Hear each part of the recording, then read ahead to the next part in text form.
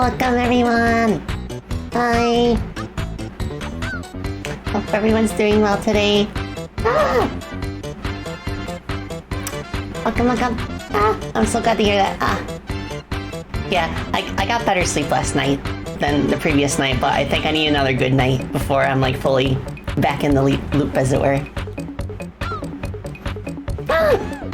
But yes, welcome. I'm Spacey Batelli. I am a gadgeteer bat and a game developer, and today is my first actual game development stream. It took quite a bit of planning, but you know, it might be a little bit scuff, but I would prefer that it be like a little bit scuff and also chill and relaxing rather than stressing out too much, but you know. But yes, if you will recall, I had a stream 2 weeks ago where I drew fan sprites of a certain hololive VTuber, and I have now put that VTuber in a game. And I'm genuinely surprised how much progress I was able to make in just 2 weeks. But I'll get into that eventually. Yeah, I'm using Godot now. And like part of the reason I wanted to do this project is to kind of like learn how to use Godot, and I'm very impressed. I feel like I prefer its structure over Unity now. I'm a fan of the node-based system. Cause like basically everything in Godot is made up of scenes. Like the player object here, Crony, she is a scene called player, and she's made up of a tree of nodes, and like the nodes are the different properties that you can add to like objects. So like I have a bunch of area 2D nodes which act as like the hitboxes for for the body and for like attacking and stuff. New people, welcome. Yeah, cool bat time, welcome man. Yeah, you're a scene, I'm a scene, everyone's a scene. I wouldn't know about that, Lancelot. We'll see. I will say that, personally, if I cannot put 100% of my effort into a project, I don't start it. So, I will be giving this my all. At least when I have the spare time to do so. And now is a pretty good time because like we're kind of in a lull between projects. Like we're more hands off now on Freedom Planet 2. Like most of the work is now being done by our publisher. So I figured it'd be a good opportunity to kind of like sink my teeth into a new project.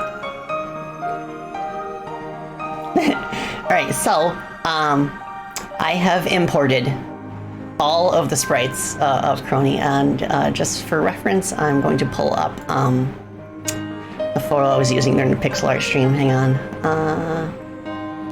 Where did you go? Yeah, this is what Crony normally looks like. And the hair is kind of hard to see because of the background being gray, but whatever. But yes, I have all of the animations. I have quite a few actually. I ended up with.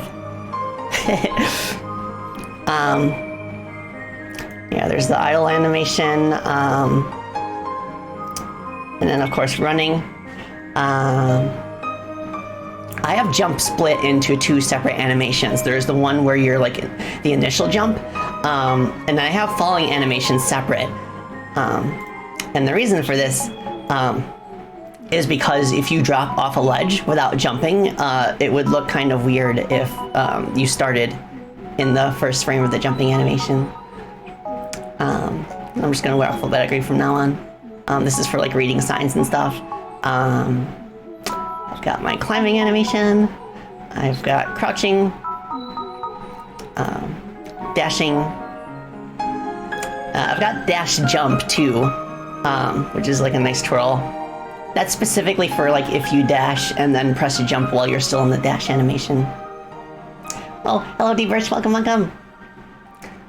And then we have, okay, fall, getting hit, just a simple 2-frame animation. We have a waiting animation. We have the intro teleport, which I'll show off later. I'm really happy with how the effect turned out, by the way, with the particles and stuff. What the dog doing? The dogs? Paige is right behind me. I have to make sure not to push my chair out or it'll scare her. But yeah, she's sleeping. And Samuel is at the entrance of my office because the fan is blowing in here. And I've got the badass finger snap that I was talking about in the pixel art stream. I've got like going into a tumble, hitting the ground.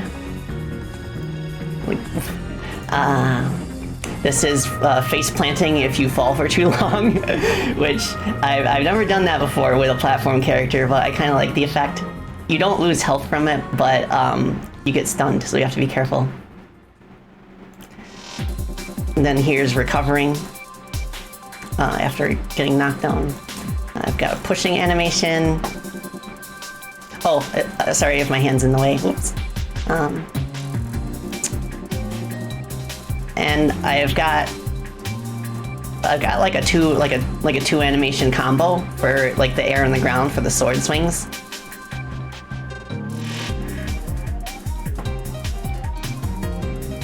And here's the ground version. Now, I actually improved the ground animation somewhat since the pixel art stream. I wasn't sure how you were supposed to like hold these and use them as a melee weapon, but there was a poster at a recent like hololive event that showed Chrony just holding it like a normal sword. I didn't think to do that. So I can just do that for if I make any more sword animations, just like have her like rotate, like hold the sword at a 90-degree angle. I did that when I fixed up like the wind-up animation for this specific one. This used to be where the sword was being held straight up and it looked kind of stiff, but now I just have it to like where she kind of like holds it back and then swings it forward. And I think it sells the impact better. And if you'll notice, there's kind of like a hitbox there, like a cyan rectangle that's like blinking into existence. I added a custom editor script, which Godot it makes it very easy to do. What it does, I made the script change the position of one of the sensors here, specifically the melee sensor. So it kind of like changes the size and position based on the frame of your animation. Yeah, Godot editor scripts, oh my gosh, yeah. Like, I'm surprised that functionality wasn't already built in, but I just added it myself. And I also added functionality to the scripts to change the offset of the sprite if I need to, based on the current frame. Okay, a few more. We've got the air spin. It's a little bit slow but for a specific reason that I'll get into later. But I really like how this looks too. Like, this is the one animation where she actually uses both swords. And I guess the drill animation too. That's really fun to use. I can't wait to share that too. And then we have the Chronicopter. And then last but not least, the victory pose.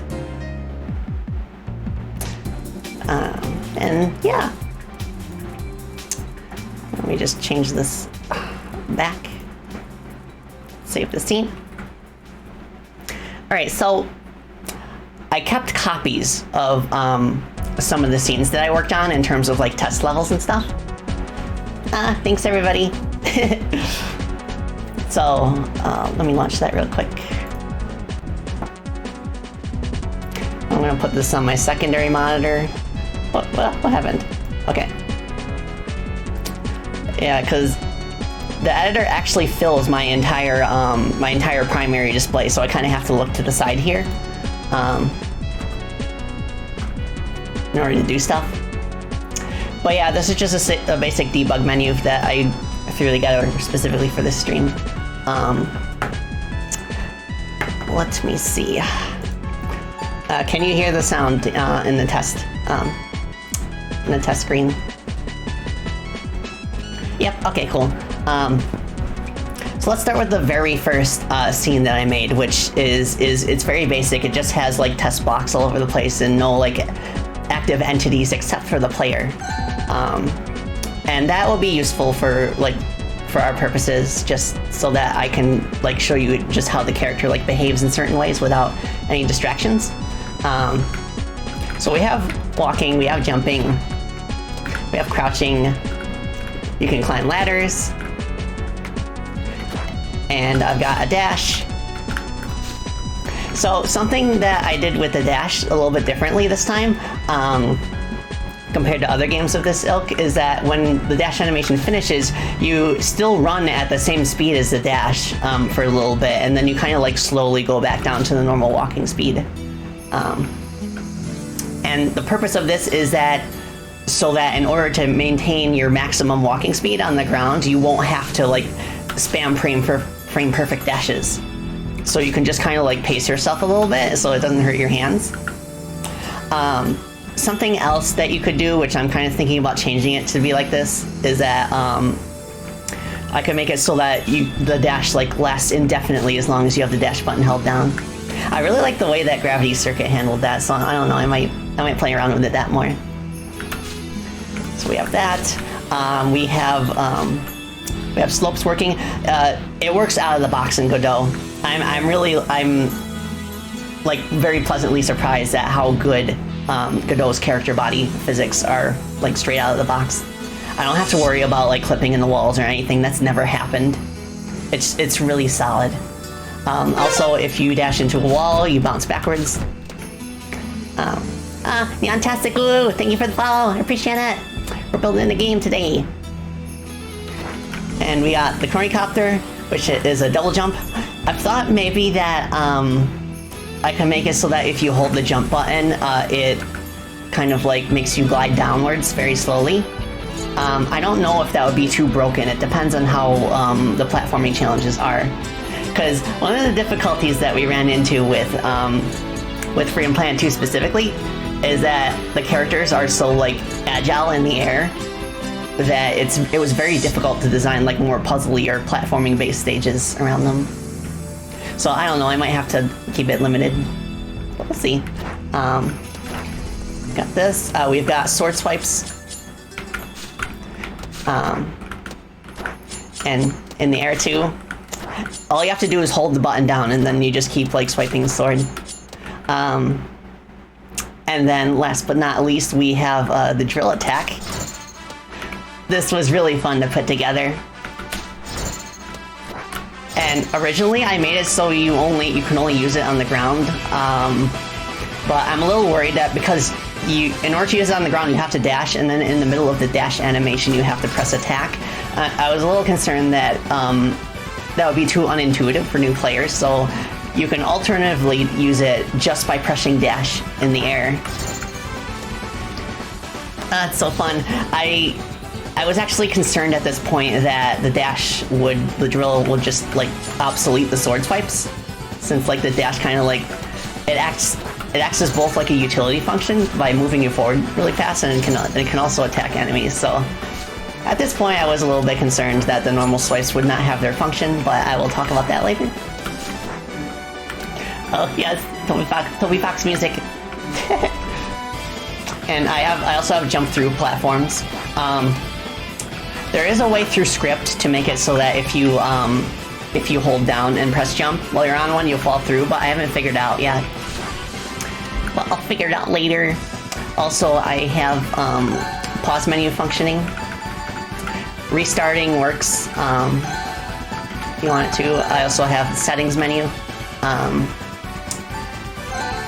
The audio settings don't work yet. The display settings do, but I don't want to mess up the OBS, so I'll just not use that. Input doesn't work yet. Okay, so that was all of that was about, I'd say like 4 days of work after my pixel art stream. Alright, so I will take Sippy and then I'll show you the next iteration of the test stage.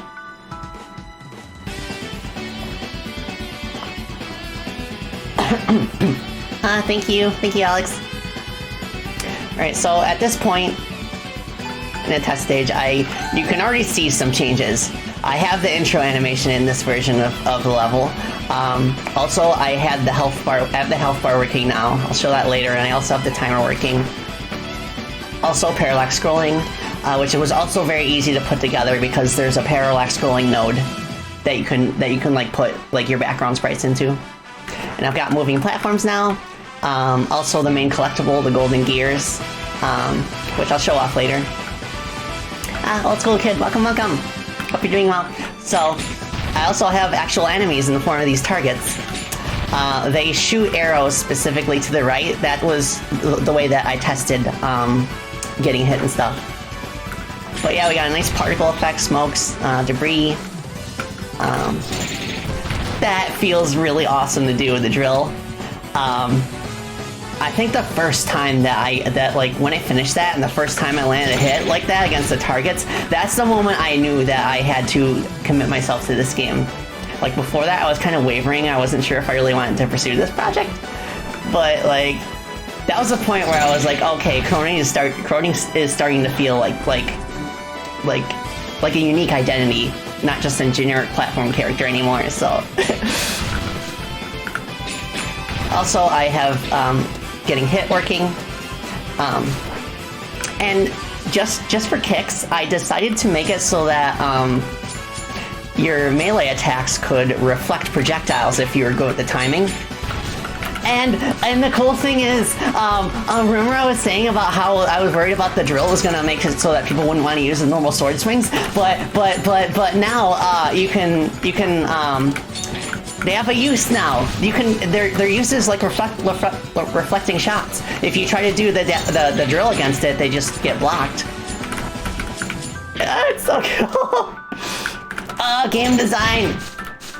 I didn't even plan for that, but oh my gosh. Also, at this point, I have actual time powers programmed in now. But the first time power I have, of course, is like a speed up, like a haste move. It increases your speed by 50%, including your sword swipes. Very fun to use, and I think that's going to be like the most used power. It's very versatile. And I also have stasis, which reduces the speed of objects to 30% of the original. And this has such good synergy with the ability to reflect shots because I have to wait for it to cool down. Okay. Yeah, so now it's way easier. And if you do it like right here, you can like camp out and reflect shots if they're being shot at you. But another thing you can do is you can use stasis directly on top of an enemy. Oops. And then it kind of like, it slows them down instead. So if you'll notice, the target is not firing as much. This move is actually busted, but in a really fun way. I'm actually a little bit worried that it's going to be like too essential for dealing with like some of the more advanced threats. But I'll deal with that when I get to it. Luigi fan, welcome. Also, the falling animation. I don't know why the speed varies. Sometimes you sit there for like a second, sometimes you don't. I'll fix that. I like it a lot. Yeah, it's so good. Get you a partner that loves you like Spacey loves game design. Yes. Oh my gosh. Also, I can have really long ladder sequences. Like, I wanted to avoid having a wall jump in this game, because like I relied a little bit too much on that with the level design for like the Freedom Planet series. So I'm just gonna like make use of like ladders instead. But yeah, the haste is really good for just like climbing big ladders like this. And then also during the haste, your air attack turns into a spin. I originally wanted to try and like work the air the air spin into like her normal moveset, but I want the inputs to be relatively simple to pull off. So you just get it only when you're in haste mode. Also, I do have spikes working, and if you'll notice, I am now in danger in the top left. Something that I noticed, like, it's the same system as it is in Freedom Planet, where, like, you don't die if you get hit unless you have no health remaining. But one of the things I noticed is that, like, people would lose all their health and they'll be confused as to why they're not dead. So now it's explicitly referred to as, like, a danger mode. So, and it's a way of telling you, okay, you got one more hit and then you're dead. Game development. Alright, so it works like that. I like the effect. I think it's pretty neat.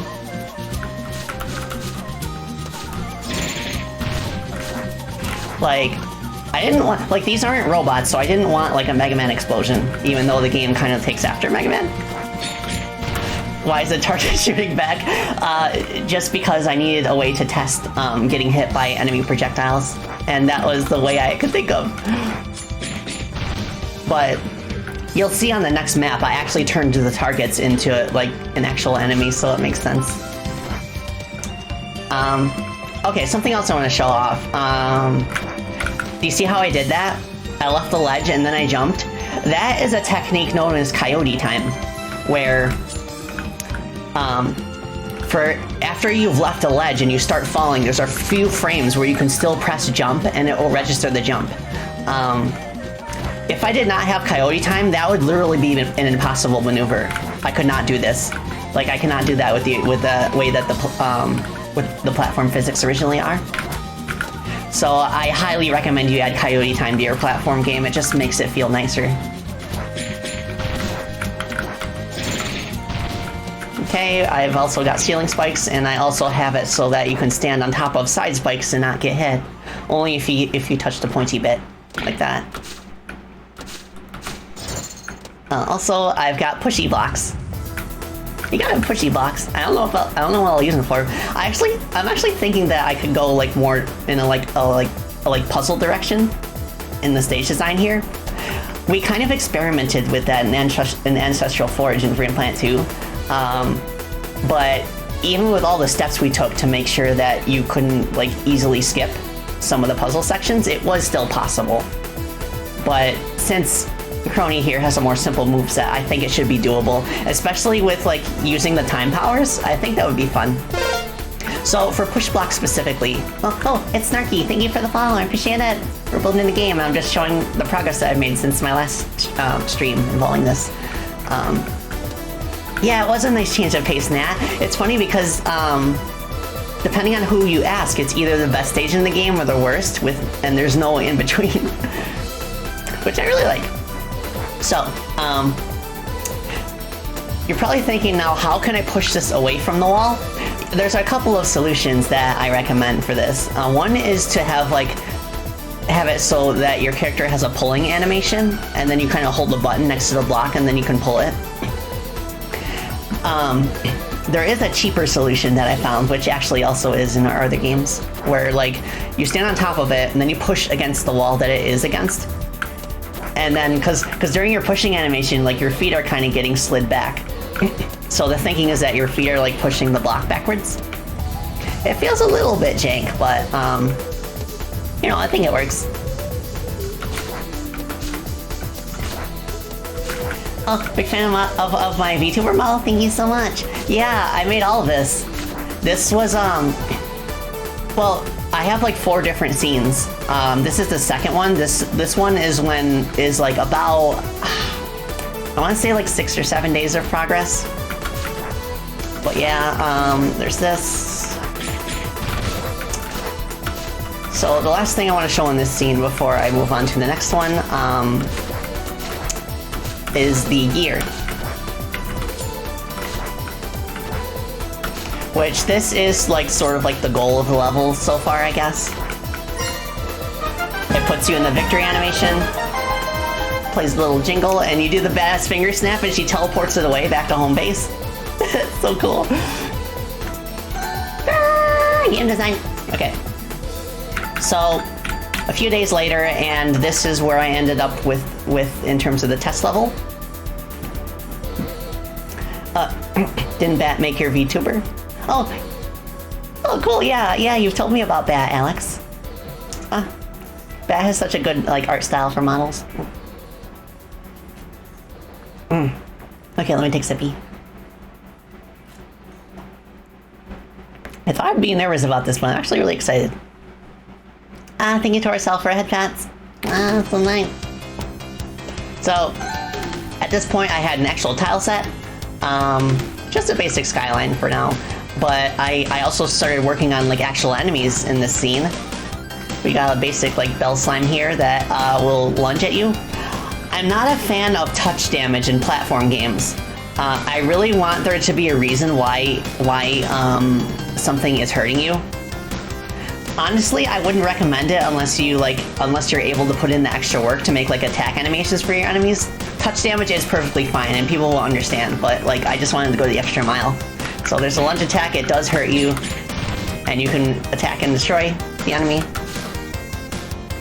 So yeah. And I also made like a flying enemy over here, which is based on CHRONO's mascot. They're kind of like this game's equivalent to the Tellys from Mega Man 2. I actually learned something interesting about CHRONO's mascot recently. Apparently she had a contest to design a new one because she just like doodled that one day and it became her mascot. So she had a contest to like come up with a new mascot, and she decided to keep the old one because the new mascots, even though they were very good, they were too cute, and she wanted a mascot that she wouldn't mind disciplining because it is based on her chat. But yeah, I thought that was really interesting. Oh, that feels nice. Being able to like chain together, like hitting multiple enemies at the same time. Okay. So that enemy up there is what I eventually turned the targets into. Basically kind of like a shield attacker from Mega Man. And this enemy has a unique animation for if you reflect its own arrow back at it, which I'll show once I can get the timing down. There we go. Much bigger explosion too. And I specifically made it tall enough to where you can duck and avoid its shots. But I also do have a problem, which is also the challenge with making a game without touch damage. As you can see here, that the enemy poses no threat as long as I'm crouching. I think I can fix that by making it so that if the enemy detects that it's just pushing you like this, it'll turn around, and then the fans would have like an attack hitbox, like its propellers in the back, because they do look kind of sharp. Also, stasis absolutely cripples this enemy. Like it really can't do anything against you. Yeah, this move is absolutely busted.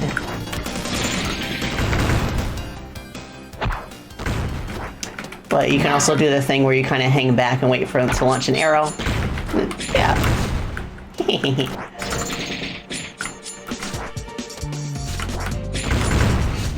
But yeah, that's the end of that stage.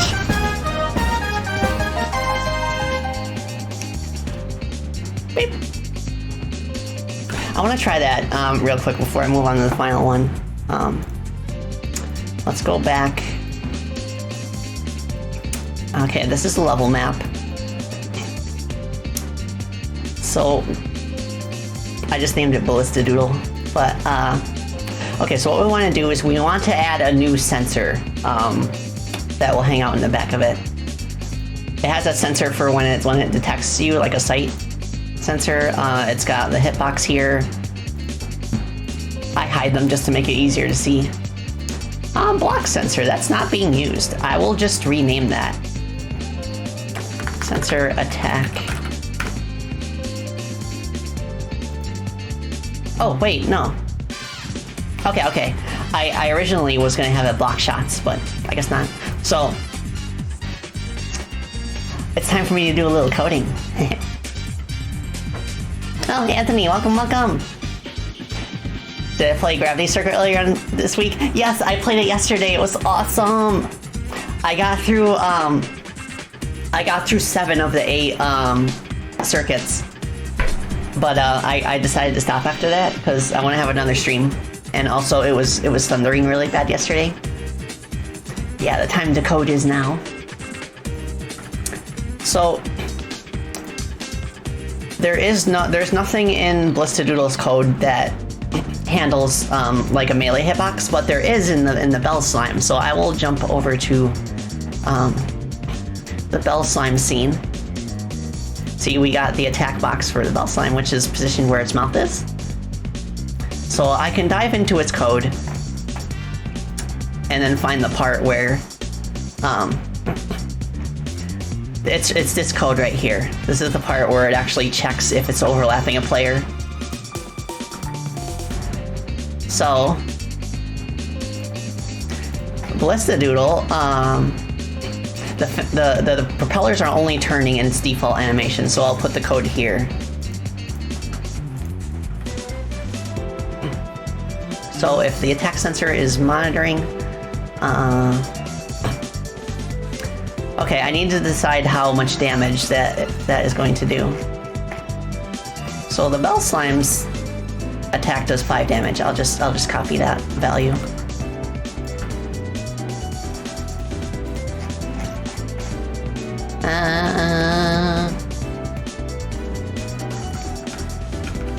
I'll rename that to propeller damage for clarity.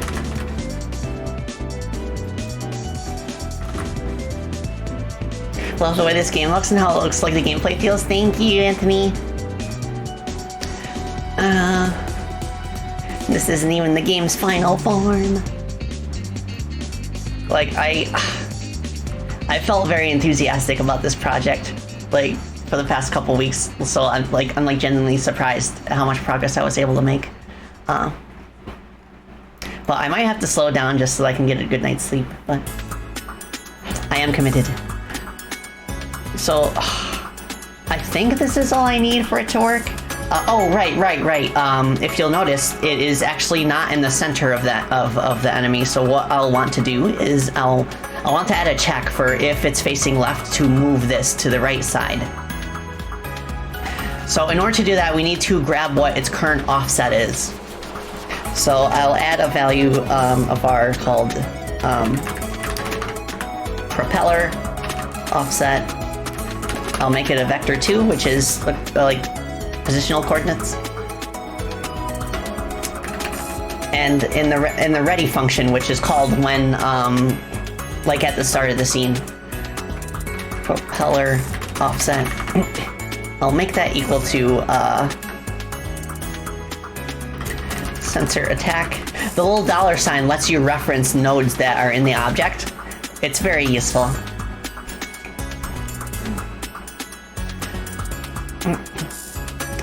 I might actually want to add an explicit var for this. Ready var propeller offset equals propeller dot position. Position is local position. If you want the position in the actual level itself, you'll want to use global underscore position. I make that mistake a lot still, and then I wonder why things like act wonky. Make sure you get plenty of sleep if you can. Thank you, Anthony. Not going the C# version of GDScript? Yeah, I'm just going to work purely in GDScript for now because apparently C# scripts have a bit of a compile time to them. So I'll do what I can in GDScript, and then if I need to use C# script for something specific, then I can do that. Whoops. Is the music overpowering my voice? Is it? I can turn it down a little bit.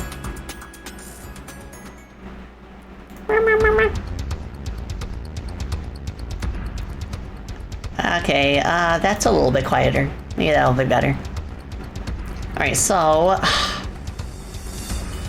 Alright, this is the code that I have right here that... I already have code in the main process method for, like, determining which direction we're facing. So here I will change the position of the propeller. Propeller dot position dot x equals propeller offset dot x, and we'll put a minus in front of it so that's flipped.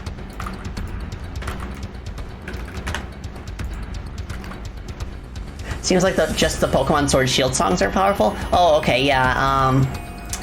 There is gain balancing in the program I'm using. but it can be a little finicky. Alright, so... Oh, Wifeman, welcome, welcome! Hope you're doing well. I think that's everything we need to do. The other cool thing about Godot is that, I don't need to run the whole game in order to test things. Like, for this enemy, for example, I could just right-click the tab and select Play This Scene. And you can see it's working. I mean, it's not at the center of the camera, but it does work that way if you want to set things up that way and not have to load the entire level in order to make sure something's working. Yeah, I love Godot so much for this specifically too.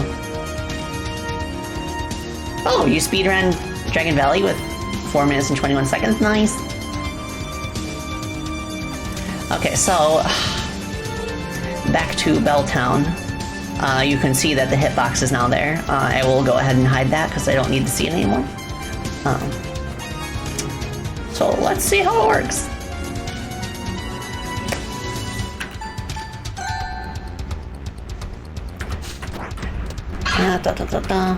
Oops. Yeah, there's also like a glitch where if I bonk against the wall with the drill, the drill wind effect will stay, even though I've changed my animation. So I need to like tie it to the player more intrinsically. Like maybe do like a call every frame to see if the player is still in the animation. Okay, going here. Whoopsie. All right. Will it hurt? It won't. It's not working. No. I want to at least see if it's changing its position, maybe. No, it's not. Okay, so why is it not? Oh, it's not monitoring. That might be the trick. Okay, I'll try again. Whoops, wrong scene. This one. Yeah, welcome to game design. Sometimes things don't work, and sometimes they do. Sometimes both at the same time. Sometimes they work, but not in the way you want them to. Okay, let's drop down on the propeller. Still not working.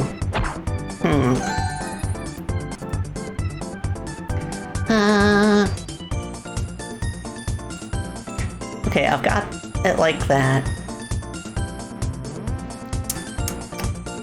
Okay.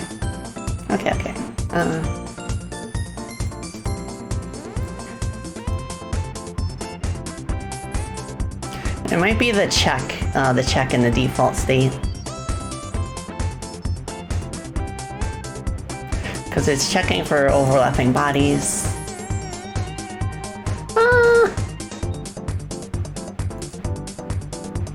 It should be working. I do not know why it isn't.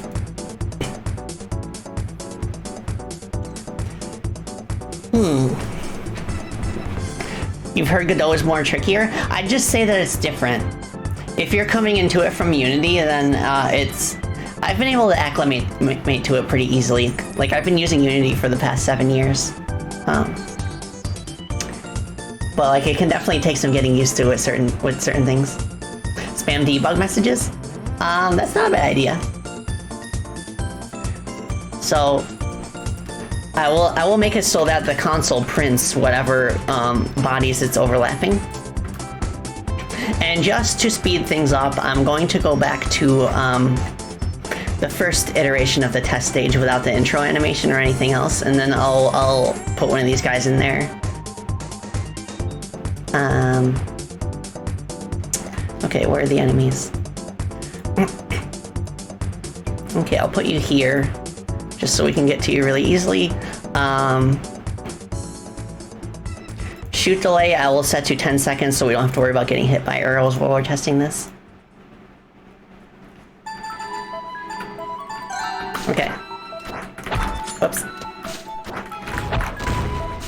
Okay, so I'm not getting any console messages. That means it's not actually registering the collision. Oh, I think I know what it is.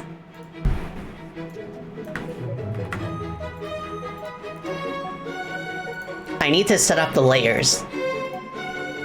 So if we go back to Bell Slime, notice how it's on the attack layer. Like, I've got different parts of the game set up for different layers, collision layers. So for attack hitboxes, we want it to be on layer 4. And we want it to check for objects and like block hitboxes. So layer 4, 2, 7, okay. 4, 2, 7, okay.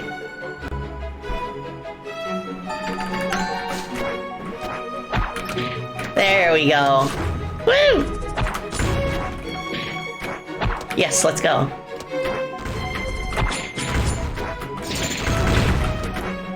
Okay, that works. I noticed that I got hit when the enemy respawned, but it's never gonna respawn immediately like that. I don't know why it's doing that.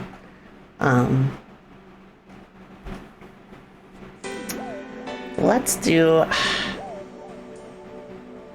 Do I have a variable for starting direction? I do. Okay. Move there equals start direction. And then I'll add these checks. Here. So now what I want to do is I want it so that I want to have some way of checking how long the enemy has been pushing the player, and if it's been more than like half a second, then it will turn around, because that will allow them to actually like have like a melee attack of sorts where they turn around and use the propeller.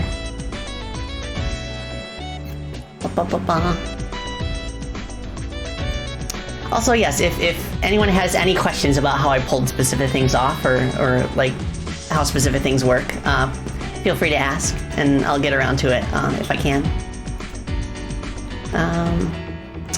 Let's see.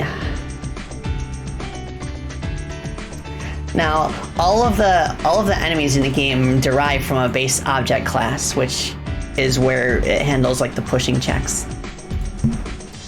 Okay, here it is. Sensor push.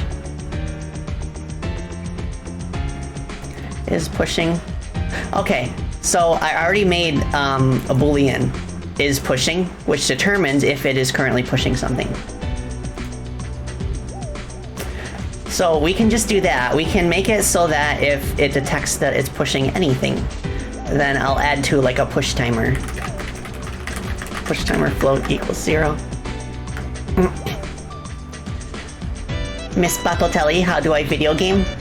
You video game by picking up some sort of controller and then launching a game and then playing it. It depends on the game, of course, but some are very like pick up and play, where you can just like launch the game and you can start playing right away.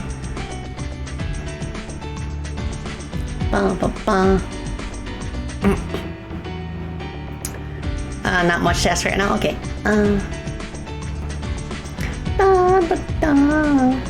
Okay,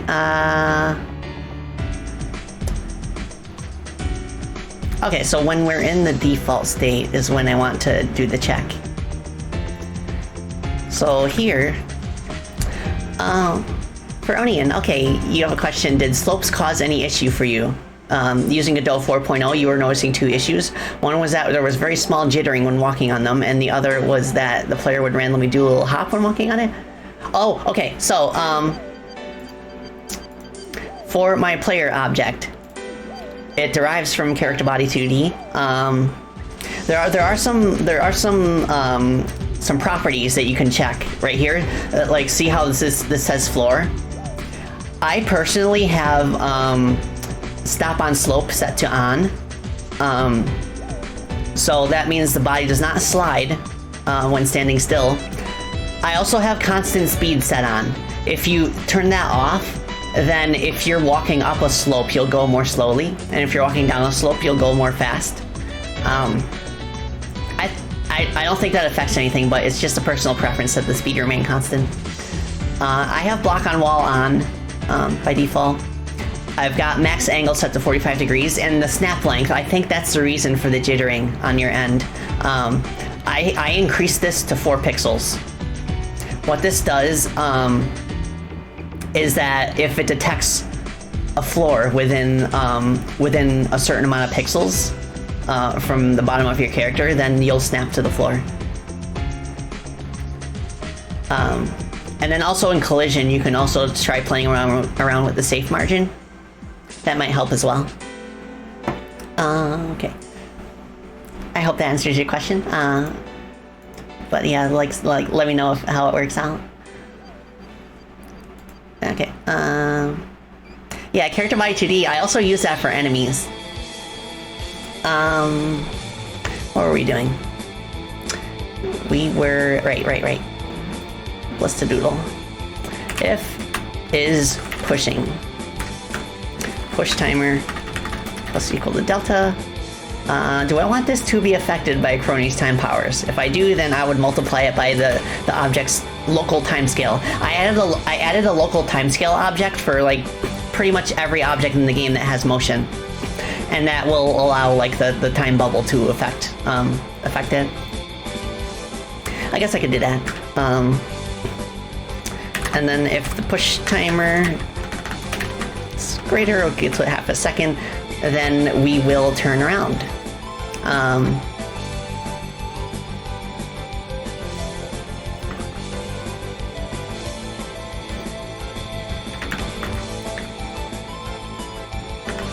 And else, push timer, it just gets reset to 0 if it's not pushing anything. Okay. That should work. Okay.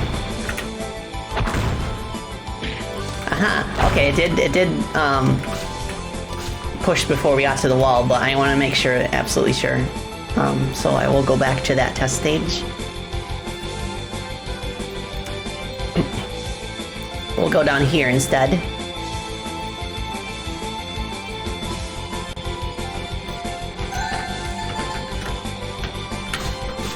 Okay, so... Okay, it works, but also the enemy turns right back around for some reason. I think we need to... Yeah, we need to reset push timer as soon as we go into the turn motion.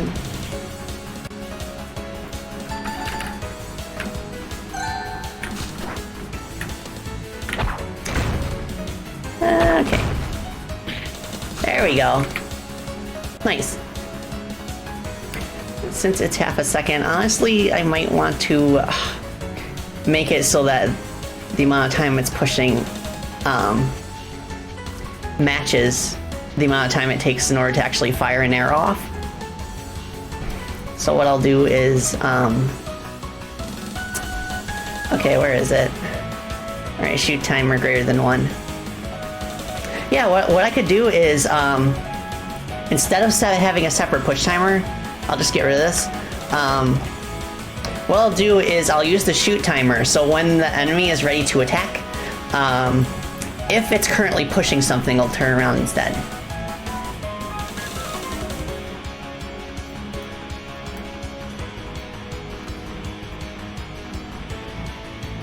Well, wait, no, I still want the push timer, because then, then you could cheese the enemy by, in a way that you could, prevent it from shooting just by, standing in front of it. Yeah, so I will just... Yeah, that's fine. I'll just keep it that way for now. I can adjust it later if I need to. Okay, goodbye. For now. Okay, Ep says, how's semantic white space for you? Imagine it's quite a departure from the usual coding you're used to. I'm not sure what semantic white space means. I'm not familiar with that term. I'll see you later, Lancelot. Yeah, making that's the thing about having enemies or bosses that react based on what the player is doing. That kind of AI is easily exploitable. Okay, let's see. So there is one more scene that I've been working on, which is the closest to what an actual level would look like. Semantic white space are tabs and new lines determine what's part of the function and where it ends instead of curly braces. Oh yeah. It took a lot to get used to, but I kind of like it. It makes it more it makes it easier to tell what stuff does specifically, and I kind of already did that sort of thing in C#. even though I had to use curly braces, I still did the indents based on that sort of thing. It enforces, you don't like it personally, Anne, since it enforces a rigid style, but it's kind of easier to skim. Yeah, I think that's why I kind of like it personally, is because it makes it easier to scroll through it. But I agree that if your conditions or your code gets like really long, I'm not a fan of not being able to just like add a new line just for readability. Okay. So this is the closest to an actual level. I imagine it could be like maybe like the first stage in the game. It's kind of an interesting thought that like the first stage looks like a final stage, even though it's not. But yeah, your first enemy would be a door that's barricaded from the other side, so you just have to destroy it. And that kind of lets you practice your moves before you get into the thick of things. And so far I only have like the enemies that we've already seen. But I want to add one more this stream if I can. I've already got the sprites for it. Nice explosions too. I can go over like how I put together my particle effects too after this.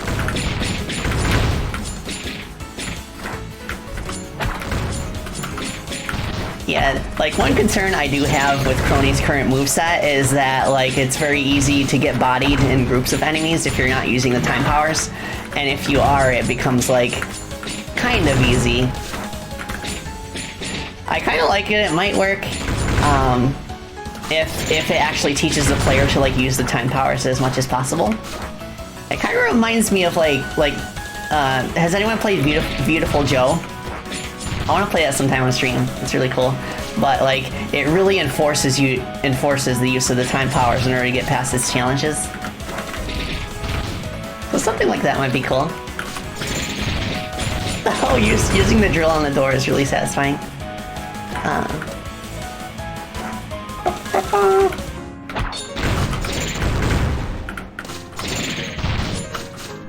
Oh, Hyro, welcome. I'm making a game. So this stage was made after like, I'd say like almost 2 weeks of progress. Pomokoro, thank you for the follow, I appreciate it.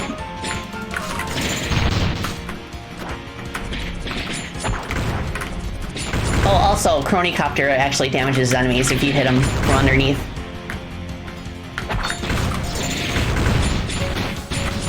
Nice! And of course, the haste is very good as well for big groups.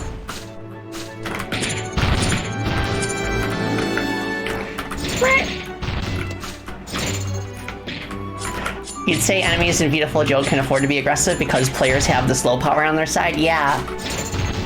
I kind of like that style of action game where your character is purposely like overpowered, but to make up for it, the enemies are like absolutely relentless. Oops.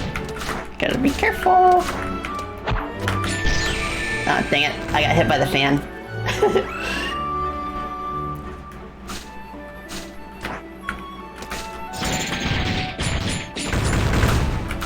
It's been so much fun, like, these past couple weeks, just, like, messing around in the levels.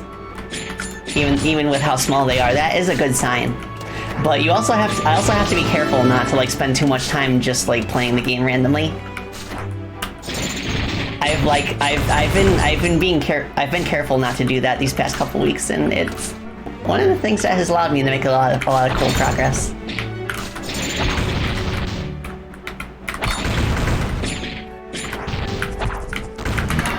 Stasis. Nice. Yeah, now the propeller makes those enemies especially dangerous to deal with. So I might have to kind of play around with that still. Maybe I could make it so that they don't damage you if they're in stasis. Although I do kind of like how it kind of... You still kind of have to be careful when you slow them down. Oops. Let me try that again. Also, currently I have it so the cooldown on your time powers is based on how much health you have. So if you're at full health, you get it almost right away, but if you're almost dead, then you have to wait a few seconds. I'm not sure if I like that. I might have to change that at some point. But I figured it'd be a nice incentive to be careful.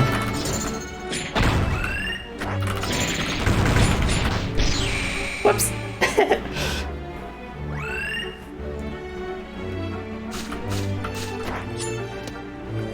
Works in other games too. Characters in Street Fighter 6 have crazy offense, but players have strong defensive mechanics to deal with them. Nice. What software do I use? I'm using Godot for this particular project. But I'm having a lot of fun with it. I'd say maybe it's my first actual proper Godot project, not counting some of the projects that we have in the pipeline. Nice. Yeah, that's one of the other things too that I like doing, Hyro. I want this game specifically to have more of an emphasis on like platforming and puzzles than my previous games, which were more focused on like action and platforming. I want there to be like more of a balance this time, so I think it's important that your abilities have secondary utility functions for like movement, for example. And I can see some really cool like puzzles being made where you have to use like stasis on like switches and levers and stuff. Ah, dang it, the door respawned. I have to toggle that off at some point. But yeah, that's it so far for this stage.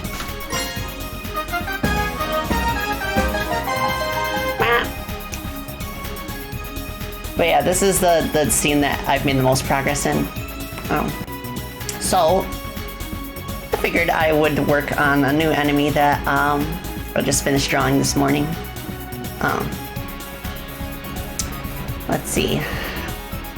I will want to make... Well, I don't want to make a new scene. I want to duplicate one of the existing enemies. I'll just use the bell slime as a base. And then I'll save some work.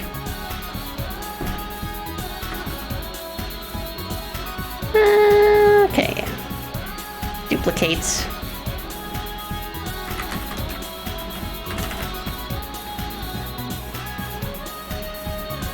And then we'll get rid of the bell slime script since we're gonna make something different. Okay, we can use this node, which is what handles the animated sprites, and what we'll do is we'll just make a brand new set of sprite animations.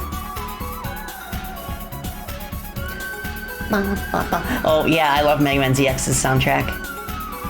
I think like as soon as I finished playing it, I got the official soundtrack that has like the remastered music. Very good stuff. So I want to add a sprite sheet. This fellow. So we have 3 rows. So we'll just use the 1 frame for the first one. That's for default, and then we want one for run animation for when they're moving. I just made it 2 frames for now. I'll probably tidy it up with a few additional ones at some point. Let's make it 15. I'll bump that up to 24. Nice. And then a turning animation, of course.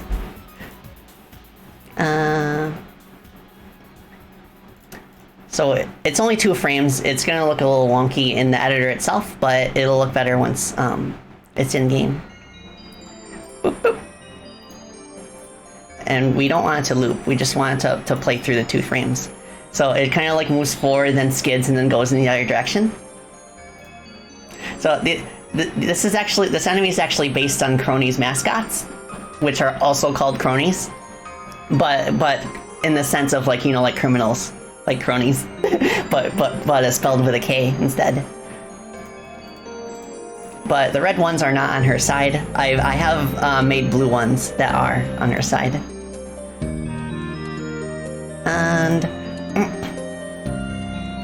And also a KO animation.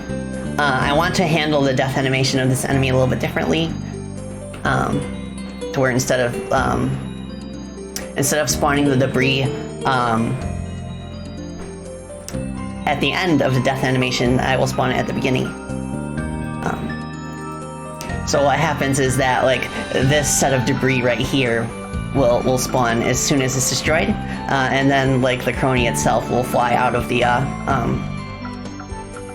vehicle. Okay. Oh no. Okay, this one.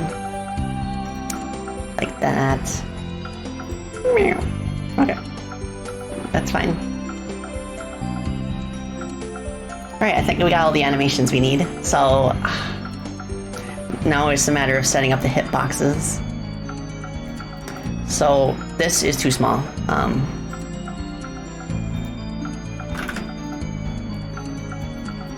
Yeah. The actual mascot has the clock hands in kind of like a 3 o'clock position, but that does not look nice when flipped horizontally. So I went instead with like the diagonals, and that does flip horizontally nicely. Yeah. Okay. Whoops, that's too big.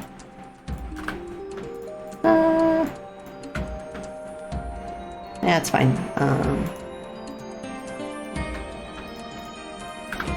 Do this. Did the hand overlay stop working? Oh, well, that's interesting. I guess the program times out if I'm tabbed out of it for too long. Whoopsie. Thank you for letting me know. Okay, so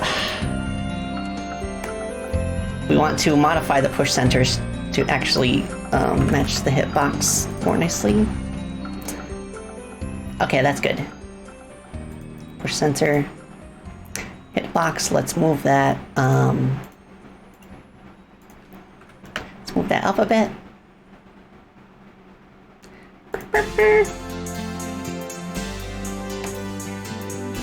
Okay, so the attack box, we want something like this. Yeah. It might be a little generous for an enemy. Like you want enemy hitboxes to be like visually shorter so it feels a little bit more forgiving. There we go. Okay, that's cool.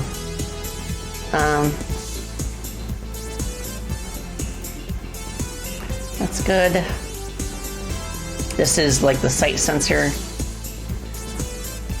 to where like the enemy can actually see the player and pursue them. I will change that from a circle to a rectangle. And I'll make it like, I want to make it so that like they can't see you unless they're actually facing your direction. So let's do this. Yeah, we'll do it so you basically have to be on the ground with them in order for them to actually like react to you. Okay. Oh, thank you for hydrate, Ferris. I'll take sippy.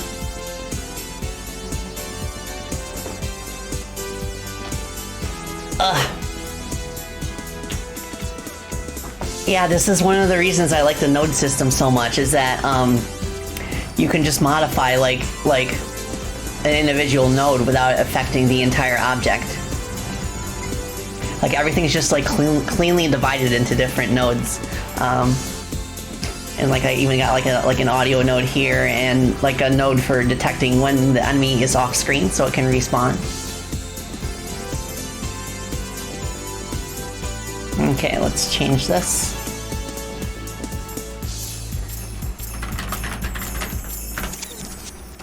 Animated sprite.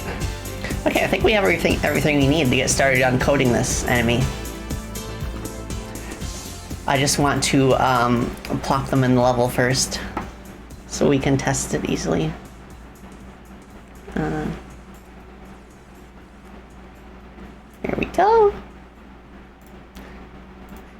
now let's create the script.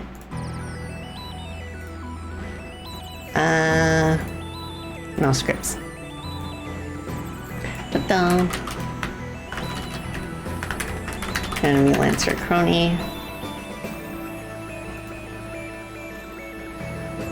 Something unique to Godot over you need in other programs? Yeah, I've never seen anything like the node system. So it took me a while to wrap my head around what exactly like they were talking about when I was reading the docs, but after having hands-on experience, I understand. So when you create a new script, it will sometimes give you like a basic template based on what the parent node is. In this case, it's for character body 2D, so it gives us a basic script for like controlling a platform character, which this is an enemy, it's not a player, so I will not use this. I think the best template we can use is for the Blistadoodle, so I will copy and paste the Blistadoodle script into the Lancer script. And then I will just trim out everything that I don't need. Like it doesn't shoot projectiles, so we don't need that function. It doesn't recoil either. Does not shoot. All it does is move forward and turn.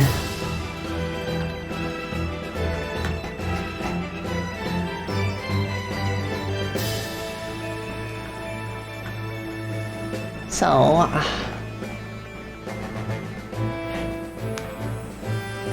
yeah, it's got some easily modifiable scripts that you can use, and it's way easier to like prototype stuff really quickly the way it works. Watch the stream, but you might end up nodding off to sleep. Please get rest if you can, Mike. The VOD will always be up later. Don't feel like you have to stay up for our sake. I'm definitely gonna get some good sleep tonight. It does not have a propeller offset, so we don't need that. No shoot timers. Let's change propeller damage to attack damage. Weapon charge, no.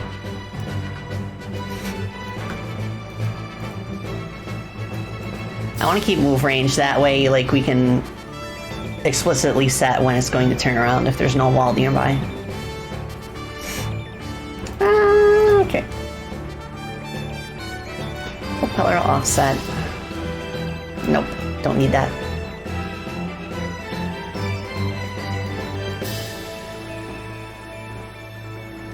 Shoot. No shooting.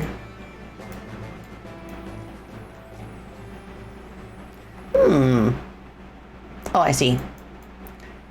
Gotta rename this to attack damage.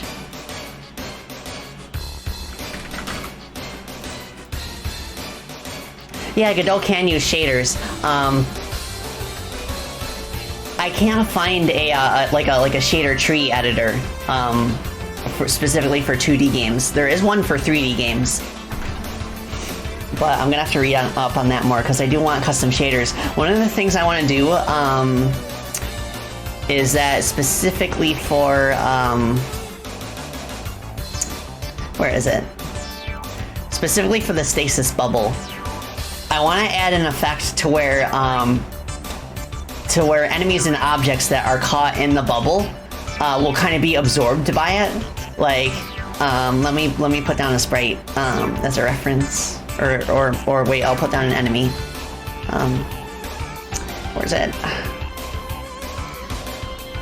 So like this fellow, for example, if they're caught within the bubble, I want it so that the border surrounds them and keeps going around that way. So like by default, it would kind of like render a circle automatically through the shader, and then it would kind of wrap around any objects that are caught in it. I think that would look really awesome and kind of like make it way more satisfying to use.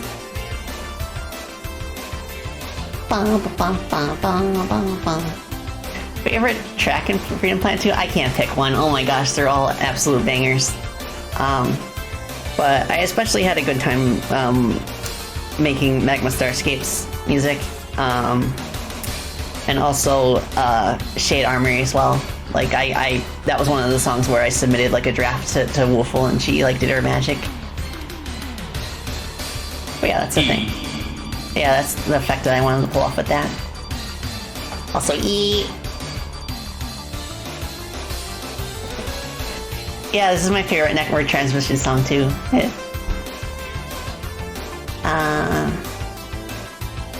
For you, it's a tie between Globopper 1 and Magma Starscape. Nice. Game design. Okay, game design. Well, love that we have similar tastes. Ah, me too. Okay. So I think what I'll do just to make testing for this enemy easier is I will whoops.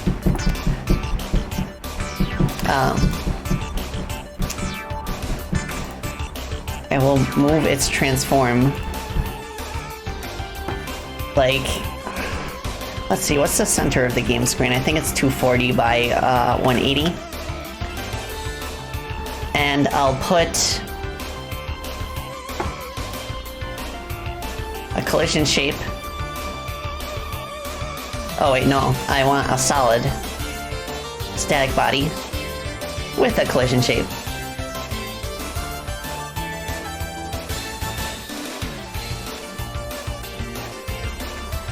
Let's make it 400.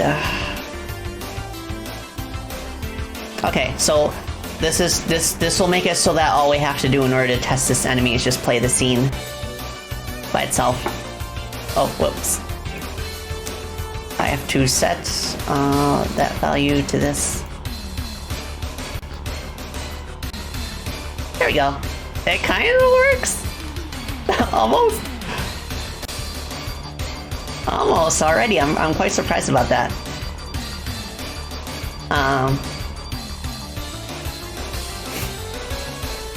But obviously we need to adjust the timing a little bit. I want the turn to work a little bit differently than it does for the Bliss Digital. I don't want it to flip its direction until it's over with. That's the thing.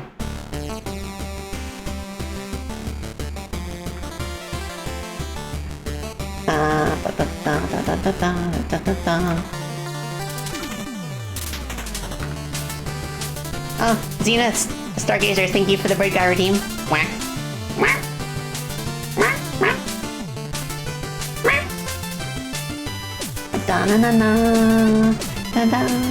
I'm so excited to play through Shovel Knight too. Oh my gosh.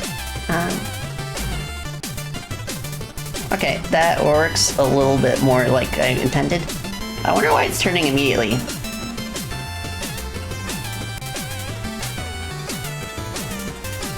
Okay, so I think after this, I want to immediately go back to the default animation. No, I want to go to the running animation.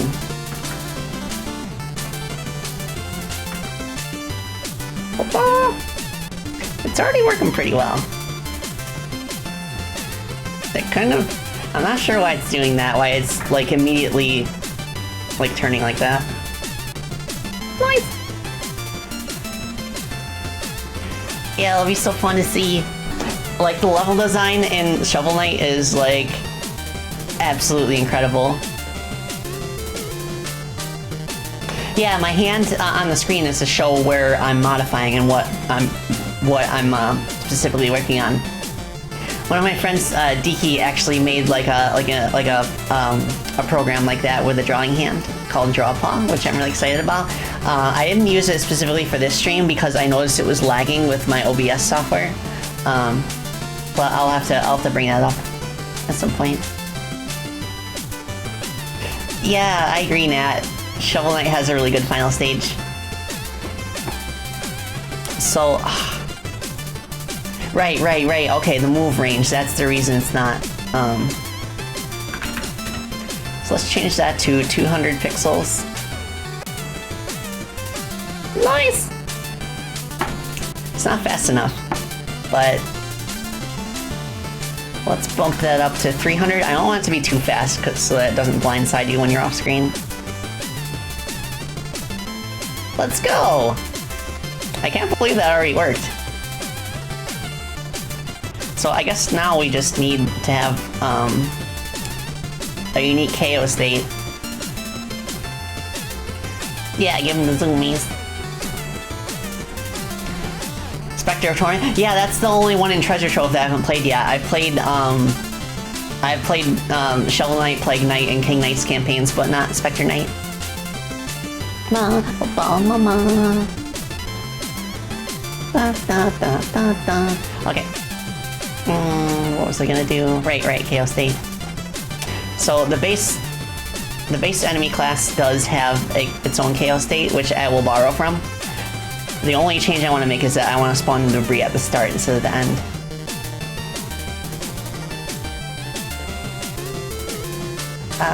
Okay, where is it? There you go. Da, da, da, da, da, da, da. Oh, there's a Shovel Knight-esque game on Steam called Batboy. I'll have to check it out. That's...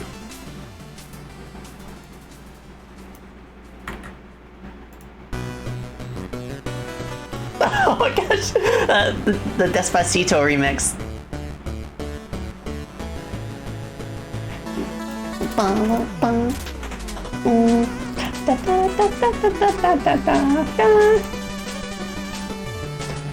Okay, oh, I see, it's part of the destroy function. So, I guess what I want to do is... Okay, I think I know how I can handle this. First of all, let's do that. I need to add references for, like, the effect that happens when you hit it. That's good.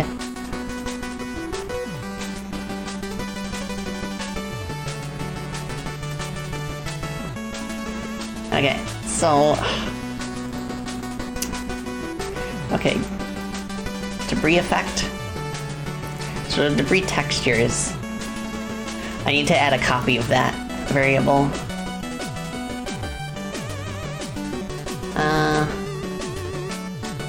Okay, debris textures.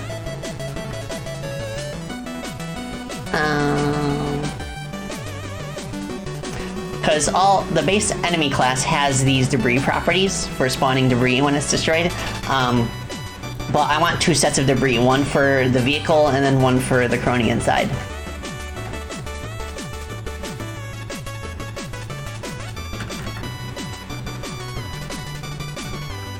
Oops, okay, no.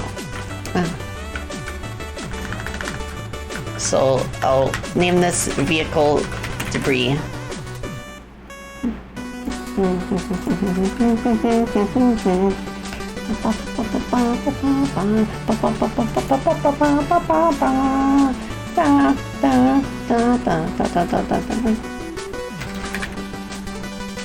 strength, let's put that at 0.5.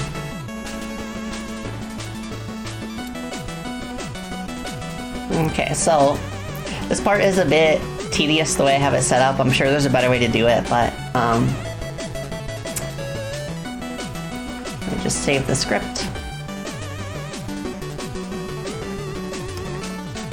So I set up an array and then I can set up object. I want to set this to be an atlas texture. And then for the atlas, I will plop in the enemy sprite sheet.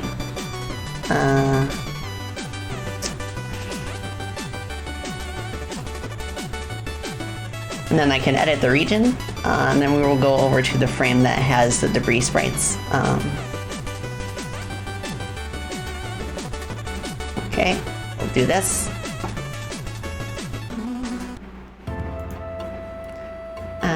Okay. So to save time, so I don't have to do that again, I will copy this, and then I will paste it in. No. There you go. Paste. I'll do that 3 times since I have 3 pieces of debris. No. Paste. And then we just edit the region here.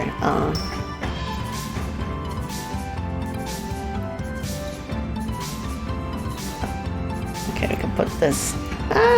Actually, let's split it into two so the player doesn't think that they can get hurt by it.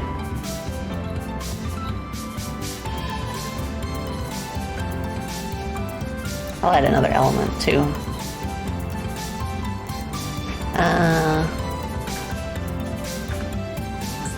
Paste.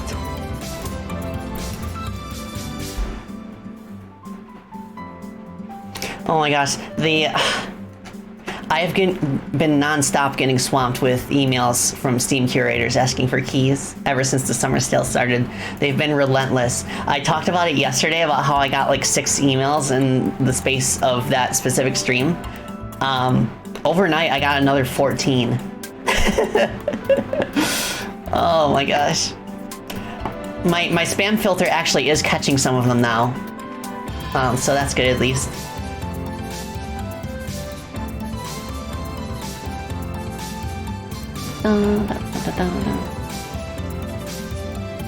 That's fine.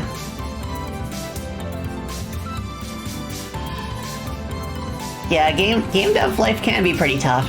You gotta make sure to take care of yourself. Like, one of the things that I really think that it's too easy to overlook is that we need exercise, even though it's a desk job. And I always try to get at least half an hour of steps in every day. I have a portable treadmill that I slip under my desk that I use while I'm working.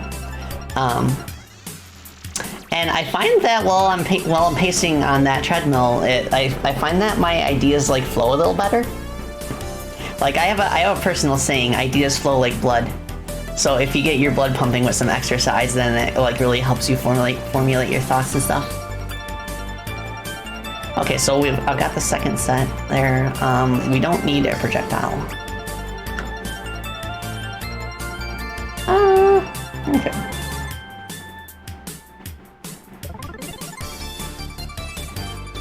Okay, for the explosion, I will add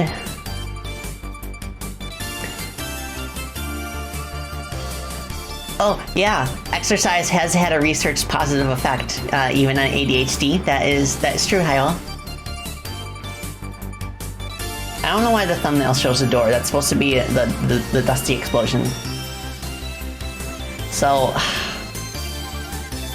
when we first enter the KO state, if the state timer equals 0, we want to spawn more debris.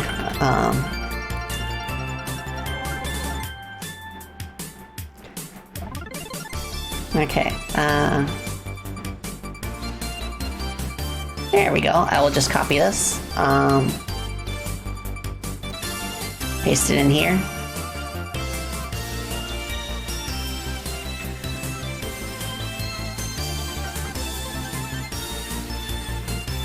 If state timer equals 0. Okay, vehicle debris.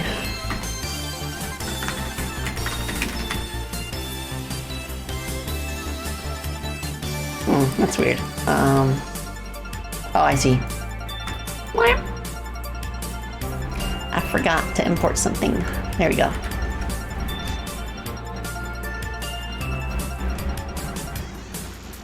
You start getting antsy about wasting time about those, but you should untangle that mental knot. Yeah, I feel that way about exercise too, honestly. I feel I'm time I spend exercising could be spent on game dev stuff, but as I got older, I realized that they go hand in hand. You basically, it's not really even about getting stronger, the way that people typically think about exercise. It's basically about getting circulation going in your system, so that you don't kind of it just feels good. That really works really well too, Eps. You watch YouTube videos or listen to podcasts or music while you exercise, and that's why I feel my portable treadmill was the perfect investment for me, because I can put my desk into standing mode, and then while I'm using the treadmill, I can do what I normally do on the PC. Xena Stargazer, thank you so much for the follow. I appreciate it. Hope you enjoy your stay and the follower emotes as well. Used to be part of a weekly chiptune live stream when you ran, Alex. Nice. That sounds really cool. So,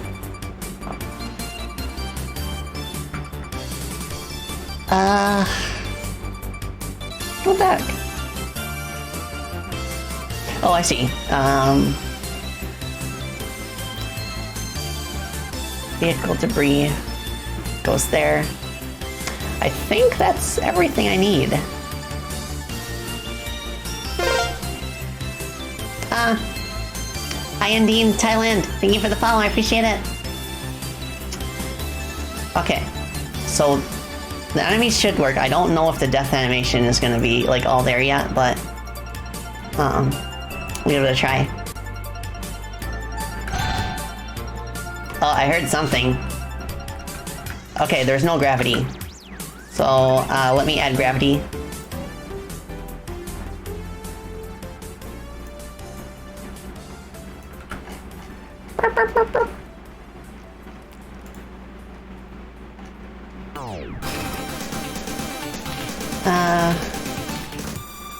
Yeah, I'll just put it here. That should work. It's not the gravity, it's the platform you edit. Oh, right. We don't need this anymore. And then,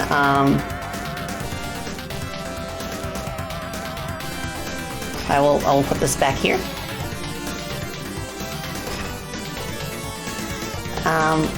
What's that doing there? Oh, whatever. Okay, now it should work. Yeah, good start music. Hello. Sanctum. Okay, now it's working as expected. It does not hurt us yet. And it also disappears completely. So, I want to see if maybe we need to, okay, state equals state KO. That does explicitly set state timer to 0, so I'm not sure why the debris is not spawning.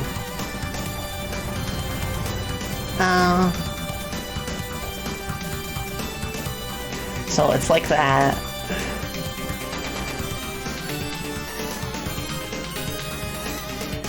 Oh, you played a little Gunstar recently? You were able to beat 7 Force after just a few tries? Nice. Yeah, beating 7 Force on hard or above is an exhilarating experience even to this day. Like, I can't think of any other game that has pulled off a boss fight with 7 forms as eloquently as 7 Force.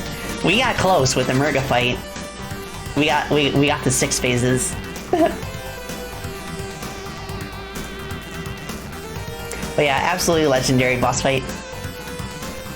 It was just on normal? Oh, okay, so it was 5 of the 7 forms.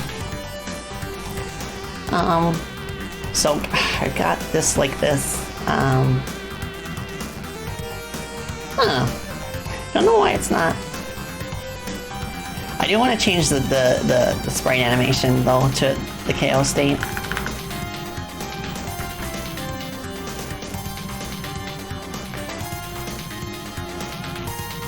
Maybe it's not setting the... Okay, what's that? Is that the correct... Oh, I wasn't using the right scene. So now what I want to do is... Let's add like a puff of smoke to the crony so they don't just vanish into thin air.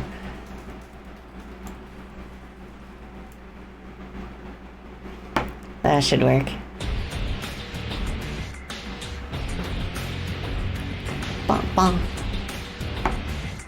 Absolutely love the bosses in FP2 so much. Oh my gosh, yeah. I can't wait to start making bosses for this game too. I already know what the first boss is going to be like. I just need to draw the parts for it and code it in.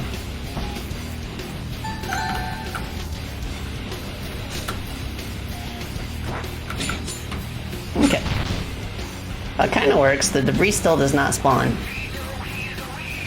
Don't know why.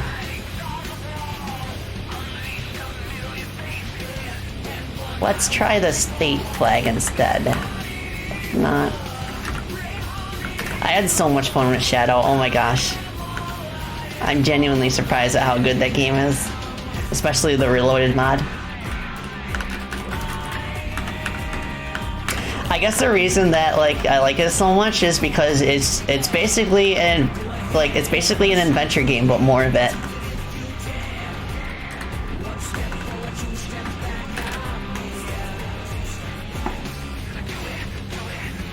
Did I take inspiration from Sonic Adventure 2 for some Frame Planet 2 story? A little bit. There are some nods to it. Like, for example, there are 2 stages in Frame Planet 2 late in the game. One is called Bakunawa Chase and Bakunawa Rush. That was like a little nod to Final Chase and Final Rush. Plus the fact that there's like grind rails in space. I am at Aldi. There's no state flag. Fine, I'll add one.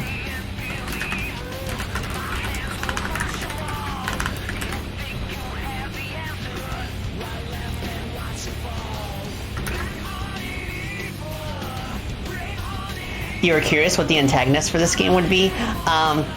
I'm still trying to figure out story stuff for the game, but my initial thinking is that you are the main villain, and in that case you would have like a hero antagonist.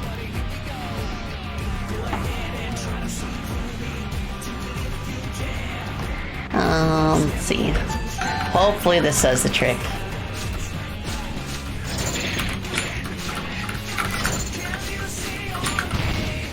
Nope. Nope. Come on! Why is it not? So, I think this is actually firing off. Let me actually print a message to see what's going on there.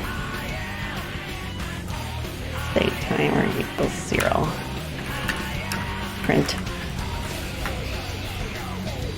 Yeah, you definitely want to do like console printing if you're trying to debug stuff.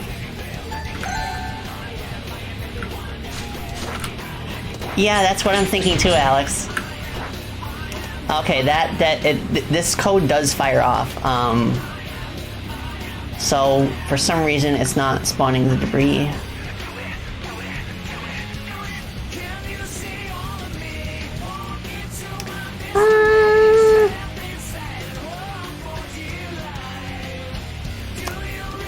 Okay, now I'm going to print the debris that it's supposed to spawn.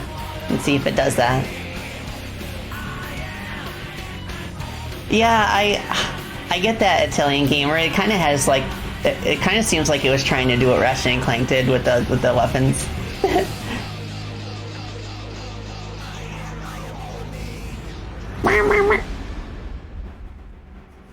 Okay. So next step.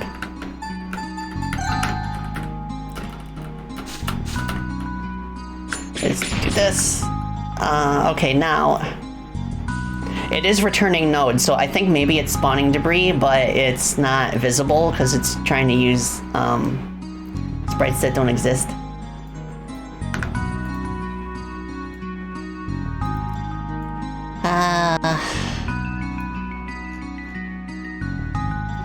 Okay. I don't understand though, because it should be using these. I've got it set to, like, vehicle debris there.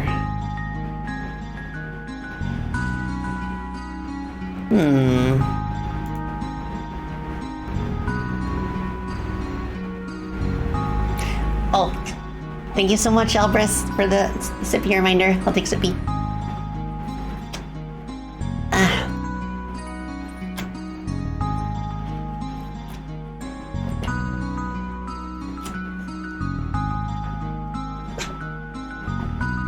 How do? It is spawning them.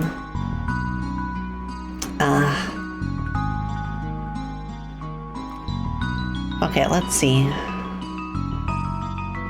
Instantiate. Wait, is it spawning? It's spawning dust, not debris. That's why.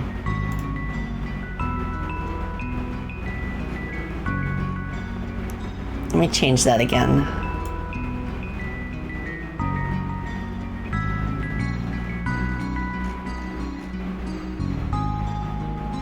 Okay.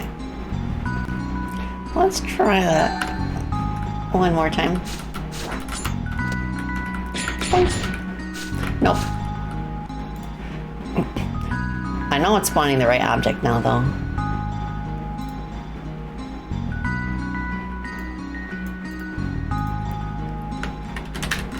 Print DB.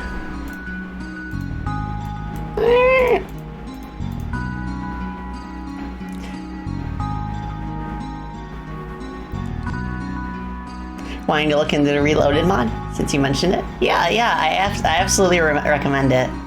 Because I feel like the main flaw of the base game is that they didn't put enough polish into some of the missions that are like away from like the neutral and hero routes.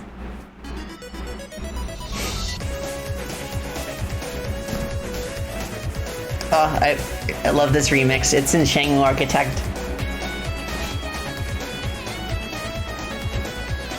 The OST for it's not actually out yet, but I just like went into the editor and recorded it in my stereo output.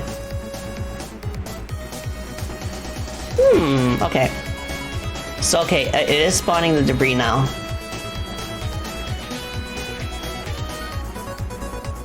So, for iron vehicle debris dot size,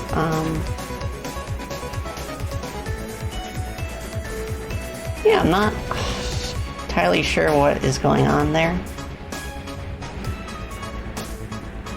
Yeah, such is the way of many Sonic games. Yeah, I agree, Anne. Huge ambition, not enough time to match it. So it's got that. Well, I want to fix the attack hitbox first, so it is on the right layers. Okay, it should be working. For some reason it's not.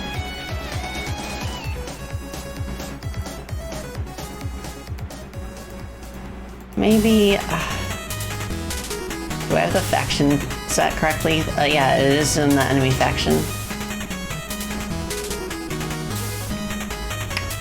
Attack damage is set. So, why is it not?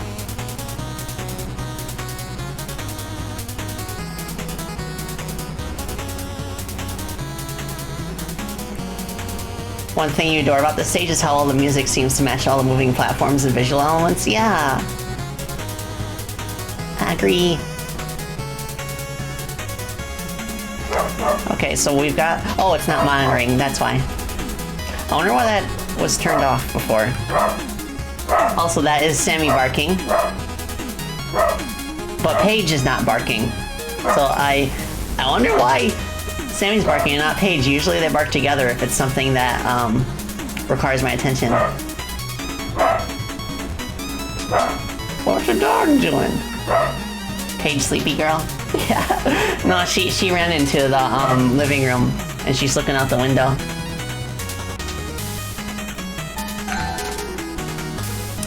I am expecting a package today, which didn't come yesterday, but it did today, so...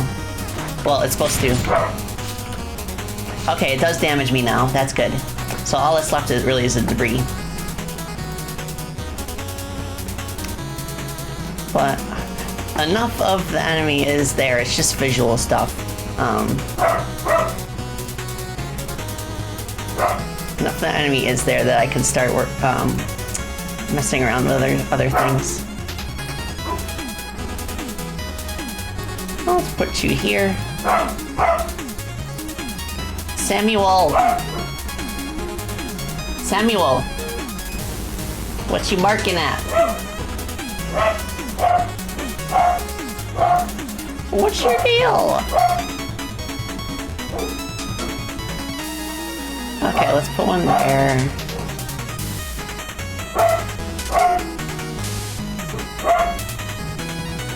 Okay. And let's just put one here.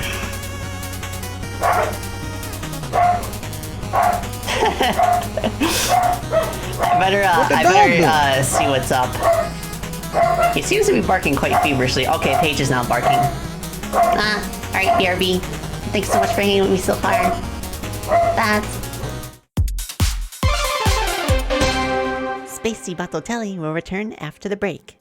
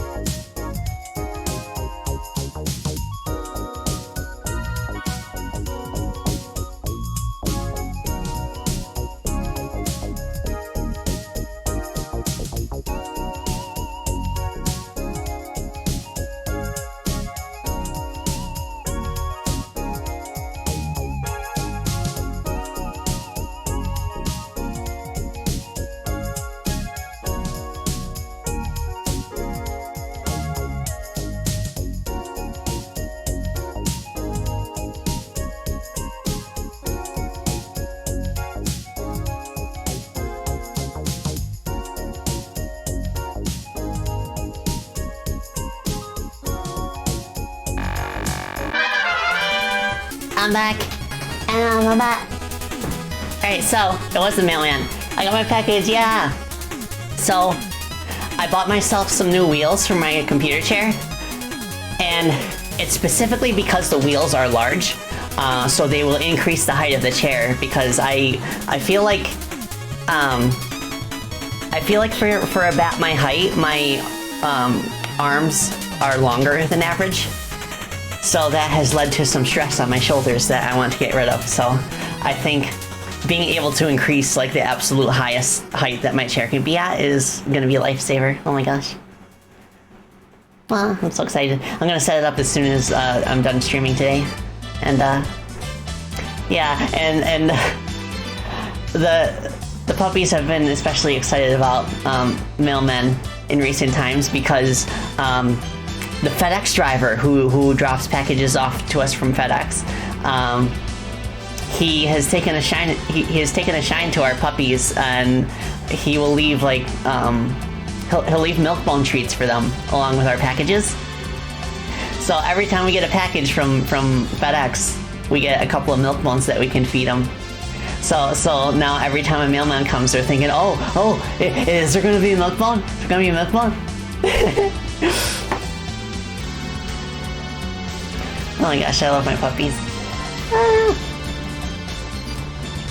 Okay, so this should be relatively doable. Okay, let me see if I want to make sure that the speed of our animation is set to. Okay, yeah, it is set to time scale. So I think that's enough to just kind of like test out.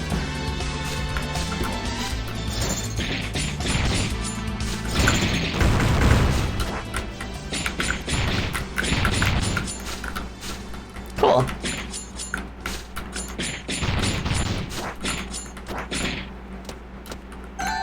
Nice. So, I'm just going to get rid of this for now. I'll just use the normal debris until I can figure out what exactly is going on. Oops. I ran out of songs to play on my playlist, so I'll just start from the beginning.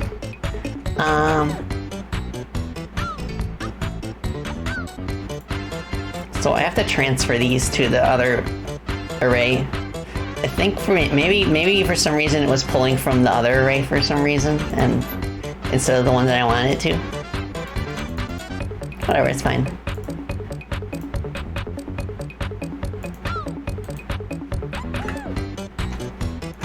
Yes.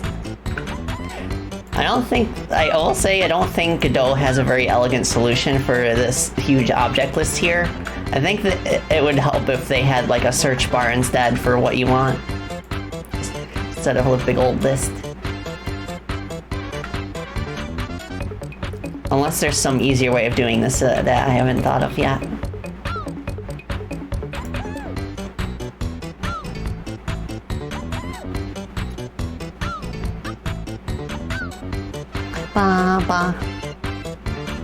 Best bat. No surprise the VTuber Hell account mentioned you are definitely a great citizen of VTuber Hell. I think I remember that tweet. And they were like so and so is now Spacey Balotelli, and I'm like you bet I am.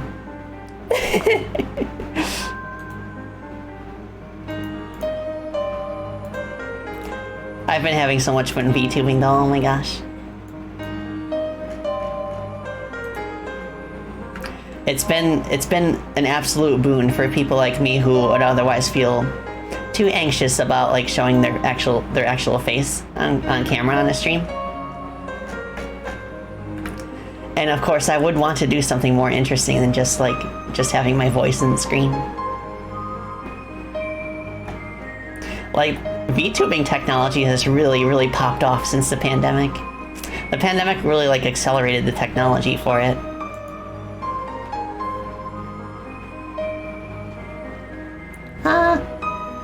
Yeah. So for those who don't know what Flowerheart is mentioning, it's a Twitter account that lists kind of like famous and also kind of sort of maybe a little bit famous people who are now like in the VTuber rabbit hole. Okay, so hopefully this will actually like spawn debris the way I want it to.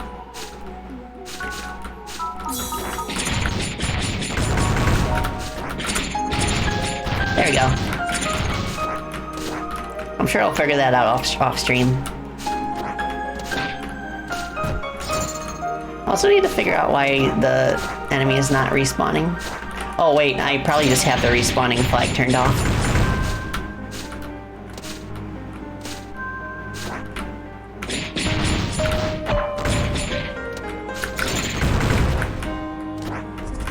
This way. Let's see if stasis works. Let's go. Nice.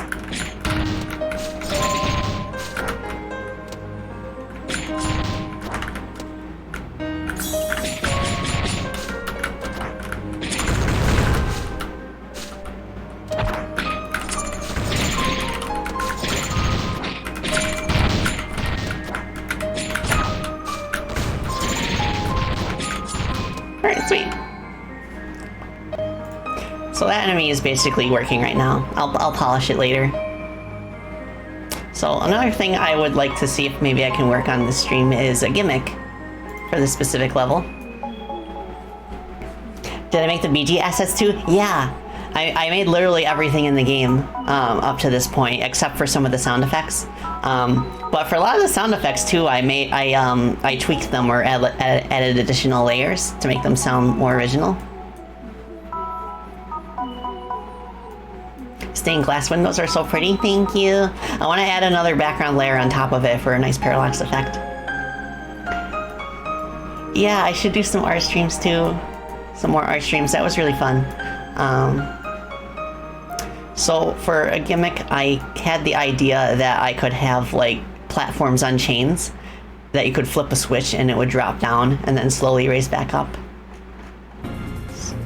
So I will start by duplicating the, because I have the different types of terrain split off into separate tile maps over here. I have one for solids, one for ladders, and then one for like walk-through platforms. I will duplicate the walk-through platforms, and then like when you flip a switch anywhere in the stage, it will make that specific like tile map just like drop down and then raise back up. Tiles, drop chain. Let's call it drop chain. So I'm in the tile map editor now. I will get rid of all these because we are starting fresh. So what we want to do is in this specific tile set, I have created a second set of like gray tiles with chains on them. And then we should just like be able to draw, yeah.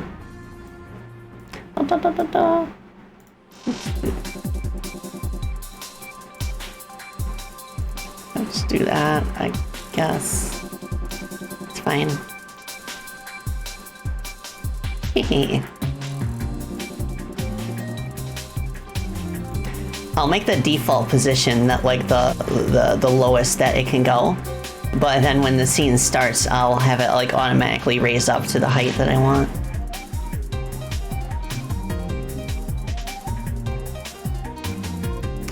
So first of all, I want to test this out, and then make sure that we can actually like jump and land on the platforms.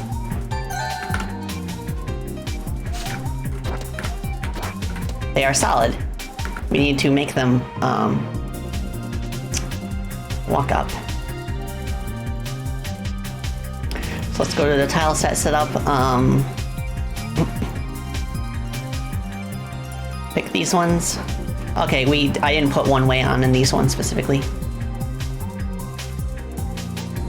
So I think that's all I need to do.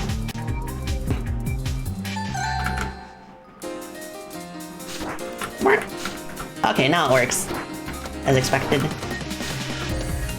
And I decided to layer these ones over the player rather than behind them.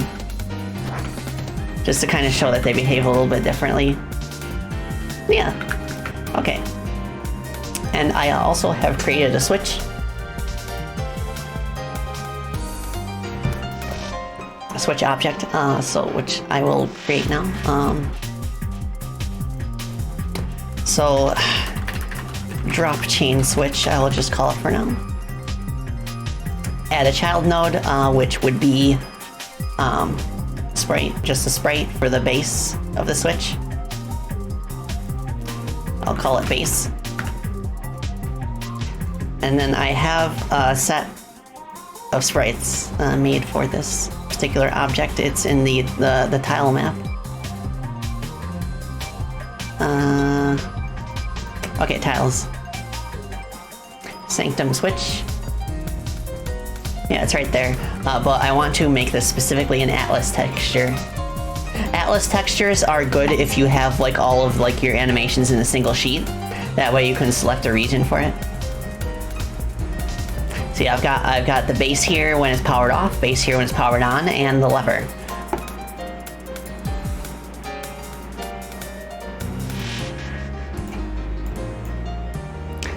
So I'll do this.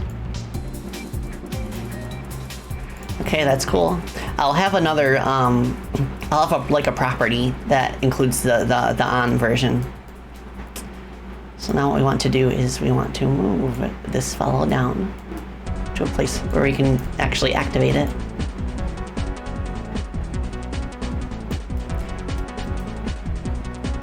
Okay, and now I want to add a child to that sprite, which will be the lever. I guess it could be in right here. Now, something you want to keep in mind is that in the node tree, the nodes at the bottom are rendered over the nodes higher up. So we want the base to be rendered over the lever. Oops, did not make that an Atlas texture.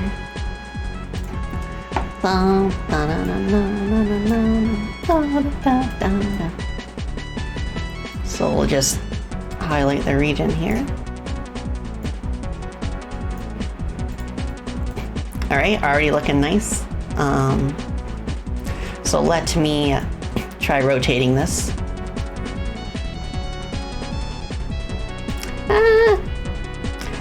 Is there a way I can set the offset? Yes, I can. So I will get rid of this empty space here. Whoops. Actually, no, I'll put it all the way. I'm gonna jump back into my drawing program real quick and make the lever a bit longer. Now you can't see it on the screen right now, but I'm just gonna make it a bit longer so that the end of it doesn't poke through. Oops. I need to actually export the spray sheet. There we go. Okay, now it's longer. So I'm going to put this like right on the bottom. Like that. And then we'll move it up to the position that we want it to be at. Minus 24 is fine, I think. So now when we rotate it, haha! Now it looks more like we expected to. So I think the default like off position is gonna be to the left.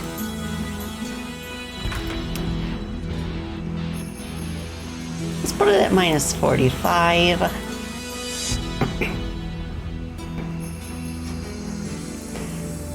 Yeah, I love Mega Man 8's soundtrack too. It's nice and chill. It's a good change of pace.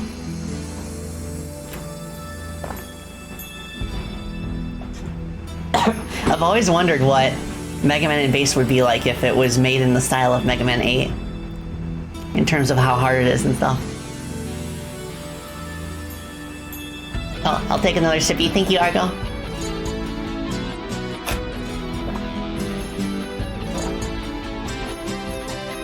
Yeah, I like that they based like the Anniversary Collection too.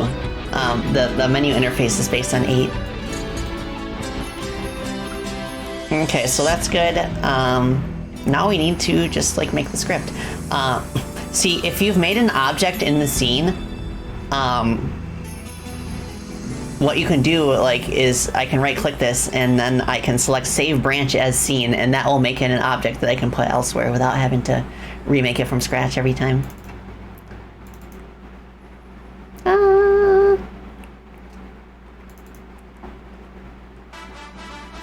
Where do I want to put this?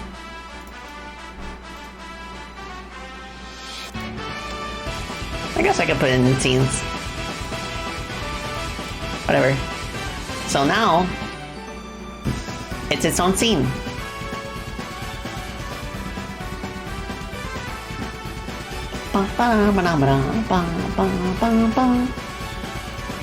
Oh, but we want to move these up here.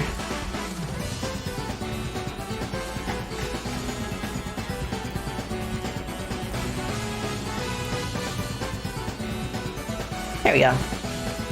Save that.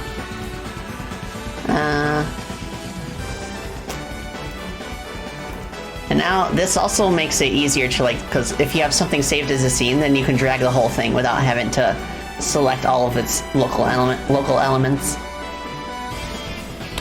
So now what I want to do go back here. I want to give it a hitbox so that we can actually hit it.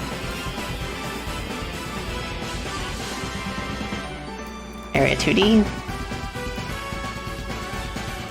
Let's name that sensor hitbox. Adding collision shape.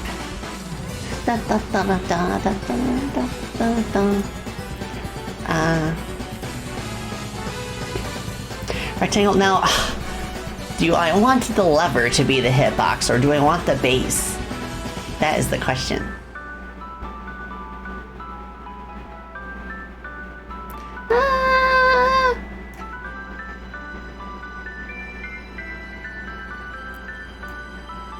Because we can't really... I guess I can make the lever the hitbox.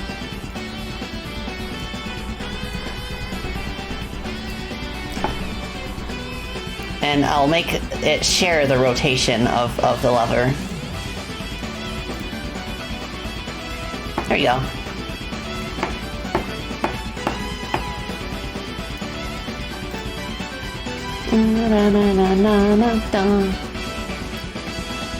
Okay, make that 12 wide. Let's make that like 48 and then move it down. That way if you attack the base, then you'll still hit it. Now we want to put this on the right layer.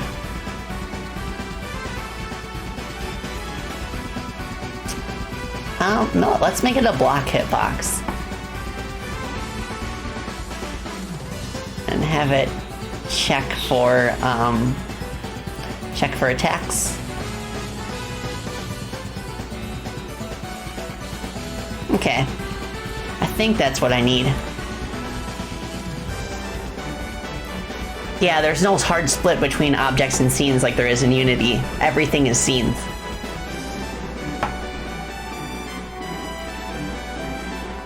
Which also has the benefit of, okay, so, where is it? Let me close some of these tabs I'm not using anymore. Okay, so this is the scene that runs when the game launches. It has the HUD on it, as you can see, but like the base node has a script attached to it that will actually like spawn the scene that we're supposed to load. So you can think of it as like the levels are essentially objects that are being created just like any other object in the game. And the result is that load times are instantaneous. I don't know if it will affect like how long the game takes to like start up initially, but yeah. LKQQ, gotta go, but this has been super neat to see. Thank you for hanging out with us. Hope you enjoyed the rest of your day. So now we can create a drop chain switch script.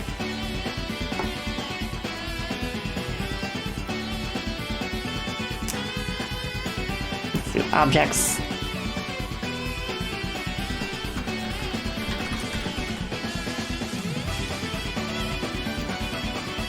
Okay, so let me borrow some code from the base object because we want it to register hits from the player in the same way.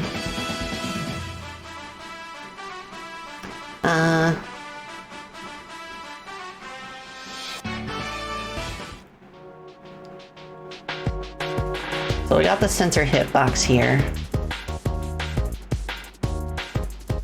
So I think this is the code we want to copy. Well, obviously we don't need any properties except for just checking if something actually hit us. So I will just like do like a sensor check. And the way we do that is we go to the area 2D, and then there's a node tab here, and then you can see signals here. So signals are what we want to use here. So we can have this area 2D send a signal to the base script when another area enters it, and that will make it so that we can detect when the player is like attacking the switch, and then it will flip over to the other side. Okay, hitbox area entered. I want to add a var for the current angle of the switch. Switch angle, it starts at -45.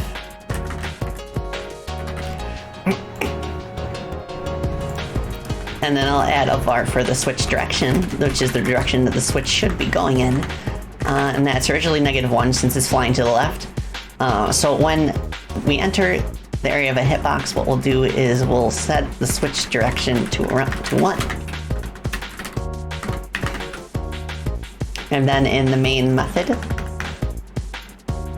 we will rotate the switch angle. So basically we'll take the lever, rotation degrees equals switch angle. So then if the switch direction is greater than 0, we have the angle of the switch increase. Delta times timescale.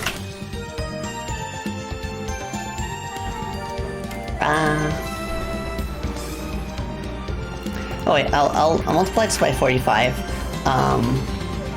No, what I'll do is I'll add an exported variable, which basically is a property that we can change externally. And I'll make let's see, what's the word I want to use? Radius, I guess? No, that's not it. Let's see. Let's do lever angle, and we'll set that to 45 by default. Lever angle. And then we'll set a local variable timescale, so that the speed at which the switch affects the platform can be affected by your stasis. So I think that'll be cool. So if you could hit the switch, make the platform drop down, then use stasis on the switch so that the platform rises more slowly, so you can keep up with it. I think that'll be really cool.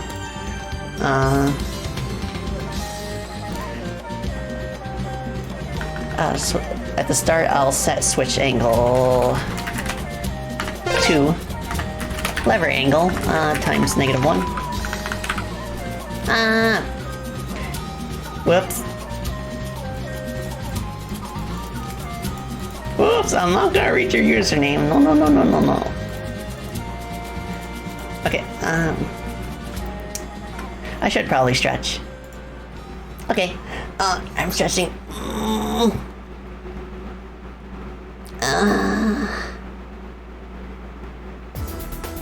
Oh, this is a good stretch. Also, thank you for extra hydrate. Nice to see that you thought up of the puzzles that use Crony stasis powers. Yeah!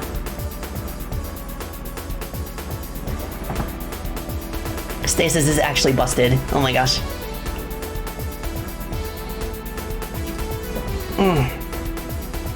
I made sure to drop a couple of ice cubes in my thermos before the stream, so my water is nice and cold. Ba ba ba ba ba ba.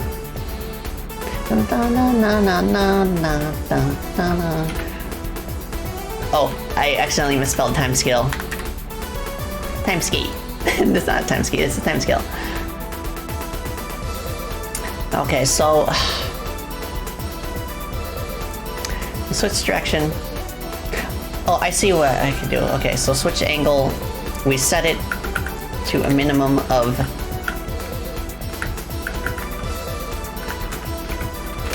switch angle plus delta times timescale, and then lever angle in the positive direction. Oh, I want also another variable that can be customized, which is the lever speed, which would be how fast it flies per second. Lever speed times delta.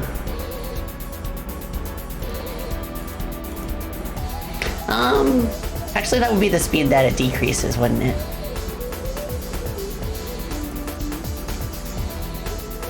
Whatever.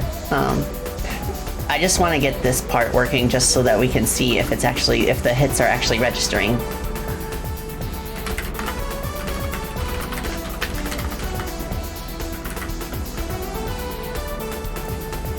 Minus.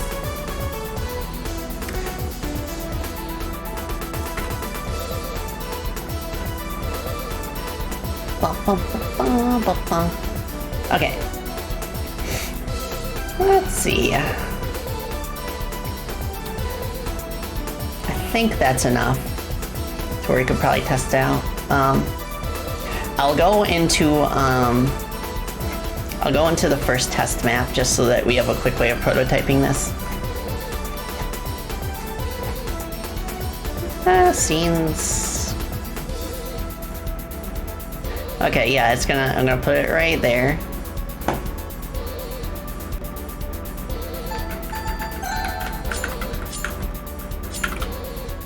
Okay, so it does register the hit, but the angle is completely off whack. So what I want to do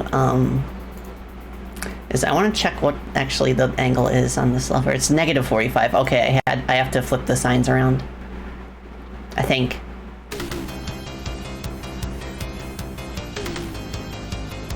No, it should be working as intended.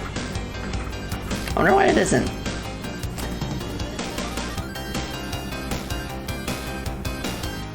So, oh, I see. This is the problem. This should just be a switch direction.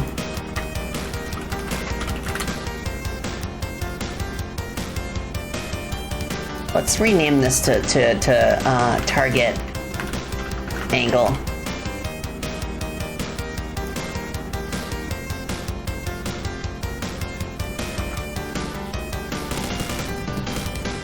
Just for clarity.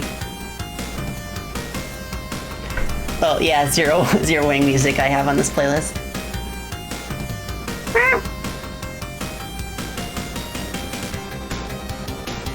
We get signal. All your base sound belong to us. What do you say?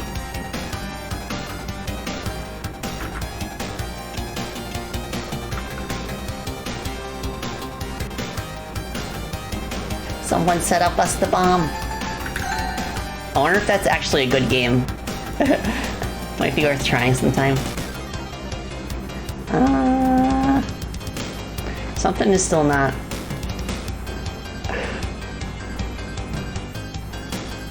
Okay, right, target angle. I'm not supposed to go to lever angle.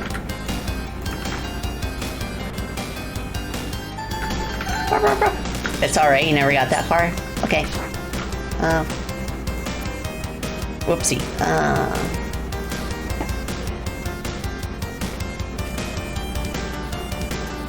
So, it's at the target angle. So if target angle is lower than 0, we want to switch to... Huh. I mean, it should be...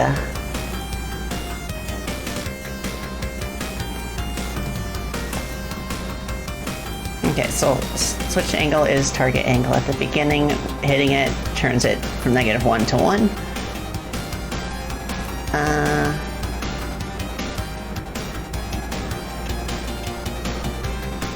This is tricky.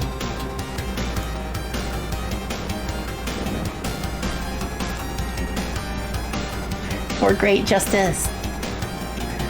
I don't know what's going on.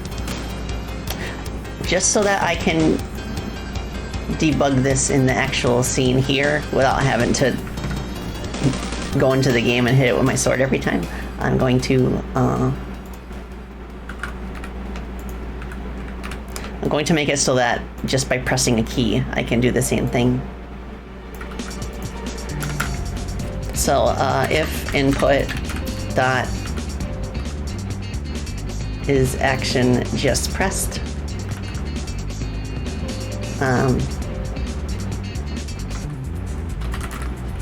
a special button is fine. So now I can just play the scene by itself. I am pressing the action button and it's not doing anything. What happened? I messed up the angle somewhere, I know that. Let's just try inverting the target angle and see if that does the trick. Nope. Let me print. Yosh.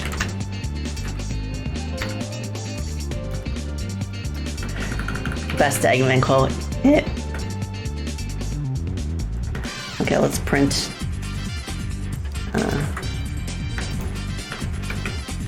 Target angle.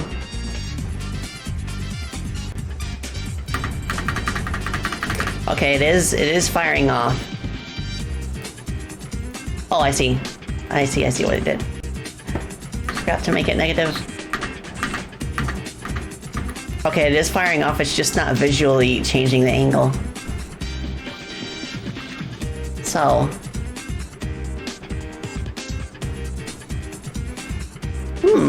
what is the dealio here? So we've got this. Maybe if I switch the signs. I have a feeling it's something like that. Yeah, something like that. It's now working, but it's going indefinitely.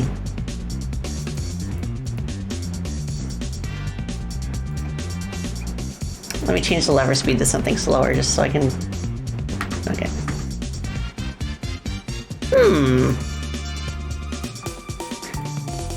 So...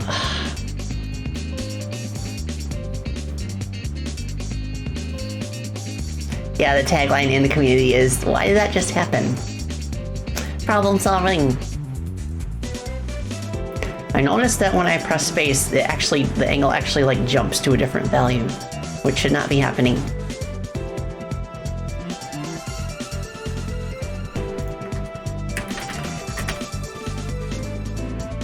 Okay, that's fine.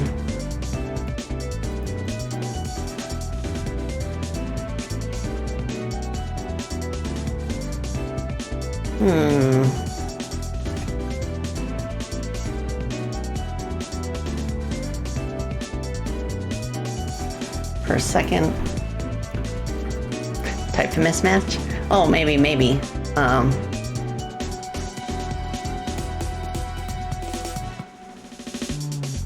Let's see, switch angle. So it starts at -1, so more than that.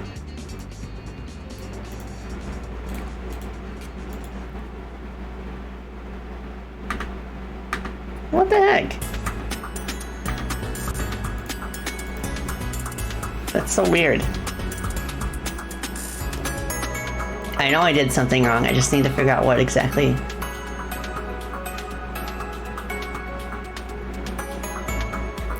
I have a different idea about how to approach this.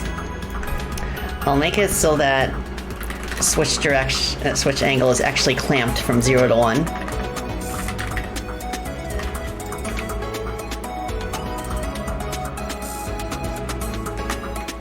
So the value and then minimum and maximum. So the minimum -1, maximum +1. So we set it to itself plus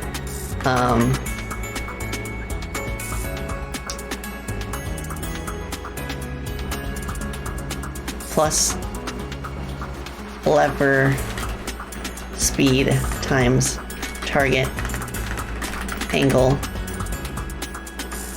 times delta times timescale.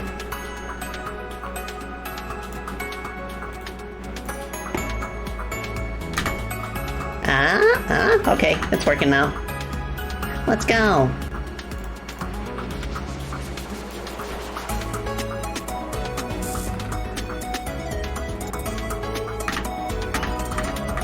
Awesome. Ta-da. We have a switch working. So now I want to have a separate sprite on the base, specifically, like, for, like, being in one direction or the other. So export var off sprite. Okay, what do I call this at?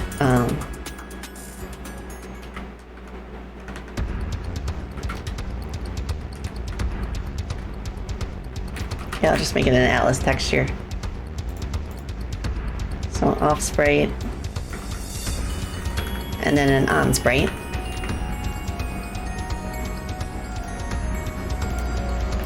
Var base equals base.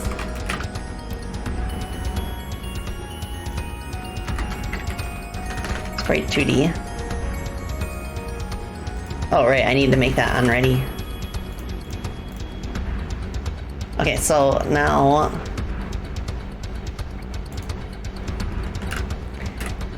if the switch angle equals 1,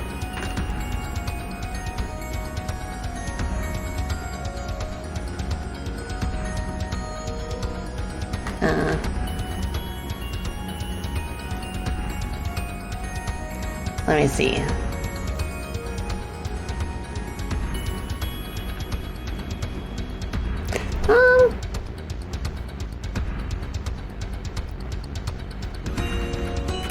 Yeah, I should add a boolean for just so that other scripts can tell whether we actually flip the switch or not. Switch angle equals 1 var on sprite.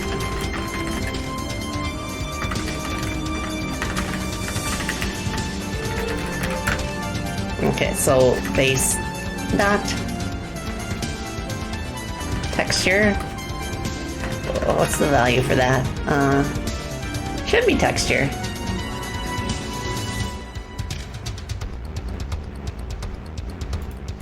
Base dot texture equals on sprite.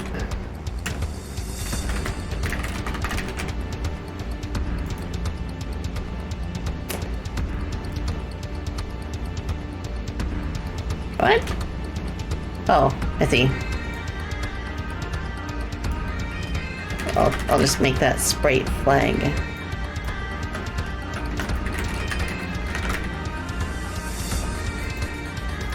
Yeah, I think Godot by default, in most cases, it will do radians. But you can explicitly set the rotation to be in degrees by modifying rotation underscore degrees instead of rotation.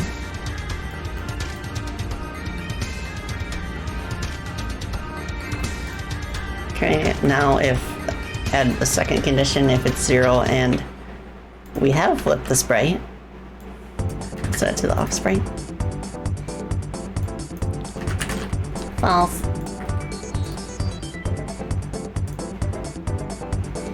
Okay, give me my switch sprites. What the heck? Okay, new atlas texture, new atlas texture.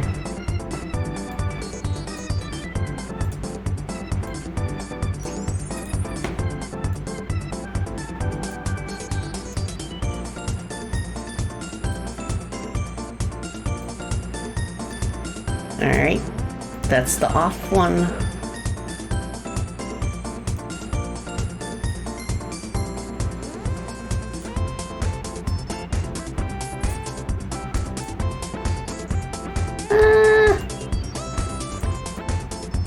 Whoops.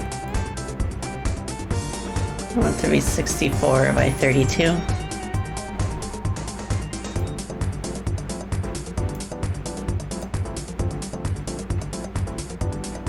Okay, I think that's centered. Okay. So now it should change its sprite when we flip it over. No! Why you not change? Did I not? Is it because I didn't explicitly set the boolean?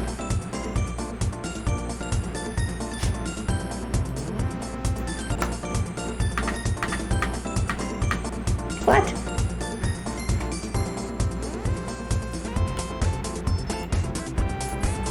Nice one. Oh, I see. Wrong value. Jump up. Oh, yeah, thanks for the cut, chaps. Let's go. Okay, it's working now. So now I need to add a var for the actual platforms that we will be moving. Export var platform. Let's just make it a Node.2d. I think that'll work. Oh, let's put this in its own column actually. Ah, dear bits. Thank you so much for the raid. Thank you. Welcome, raiders. I'm Spacey Batotelli. I'm a Gadgeteer Bat and a game developer, and I'm working on a hololive fan game right now that I just started a couple weeks ago. Right now I'm working on switch mechanics. You know, flip a lever, stuff happens. Welcome. Ah, what'd y'all play? Okay, so platform properties. This is the platform we want to change, and then we'll do a vector 2 for the position offset. Platform offset.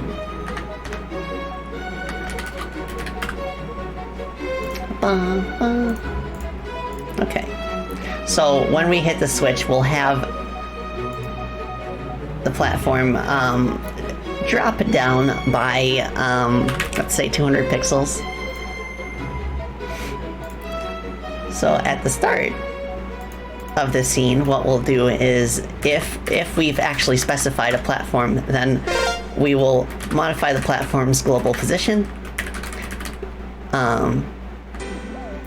We'll subtract the platform offset so that it starts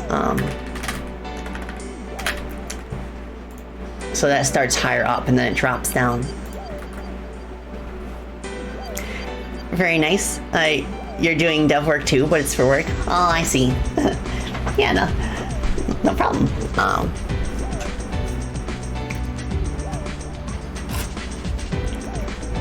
Yeah, sometimes we gotta cook to make some dough. If you know what I mean.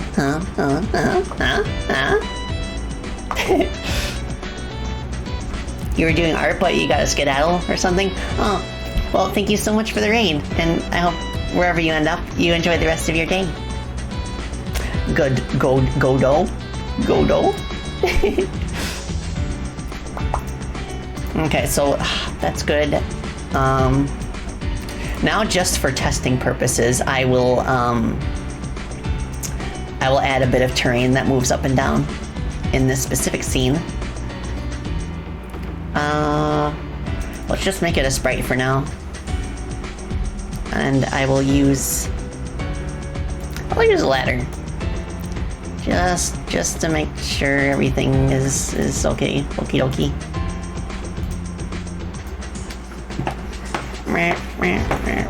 Okay,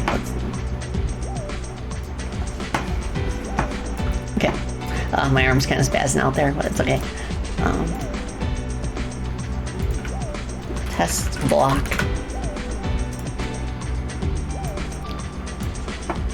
So, when the scene starts...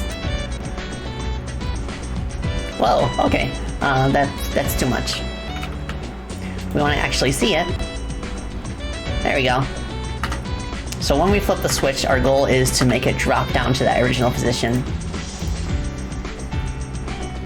Yeah, sometimes you gotta use Godot to make the dough.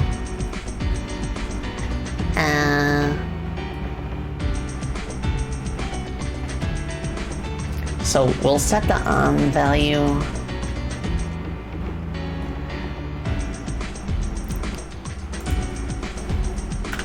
So on equals not on.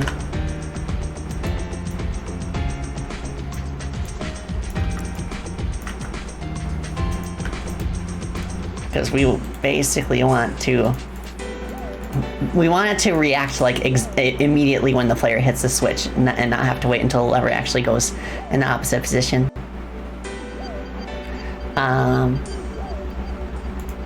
Okay, so now if we've specified a platform,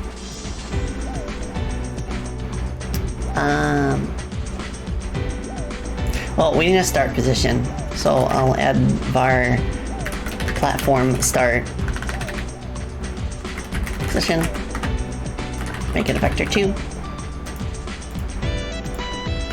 Platform start position equals platform dot global position. Huzzah! Oh, Masonic wins. Thank you so much for the follow. I appreciate it. Hope you enjoy your follower emotes. So if platform, if it's on, then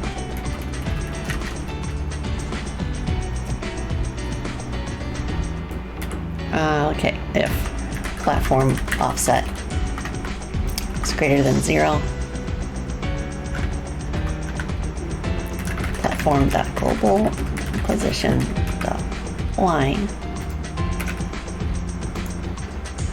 we want it to increase, I think. So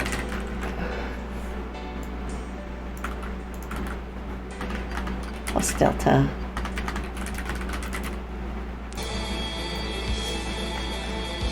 oh right, we want a speed of movement as well of our platform. Wait, no. We want it to be based on the position of the lever. So, okay, I think I could actually just lerp this. Yeah, I'll do that. Platform.global position.x equals lerp. Lerping is very useful. It basically like lets you specify a starting value and an end value, and then a method of calculating like where in between you want it to be. You can think of it as like the coding equivalent of a slider bar. Okay, so from, whoops, I misspelled that. Platform start position, and then platform start position plus platform offset, and then switch angle. Switch angle +1, because switch angle is -1 to 1. We want it to be 0 to 1. Because that's how lerping works. So switch angle +1, and then times 0.5.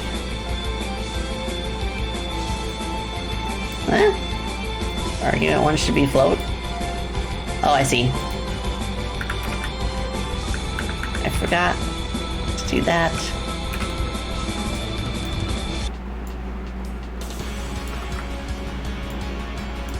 Cool. So now we do the same thing for the y coordinate.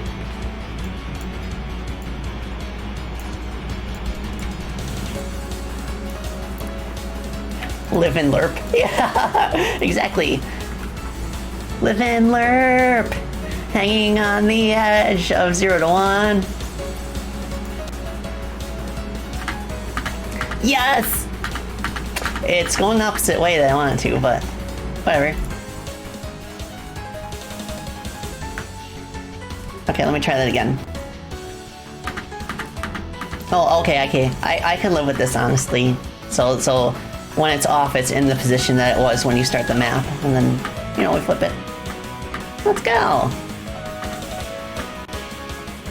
And now I want to have separate speeds for the lever, for when it's going in the off position or the on position. Wait, no. I'll add an option to have it automatically fall back to the off position. Auto off. Bool. It'll be false by default. Then export our auto off speed, and we'll make that slower. So basically, if we're at auto off, Oh, also I'll add a variable for how many seconds it should wait until it starts going back. Auto off delay. Float will do half a second by default. I'll turn auto off on, so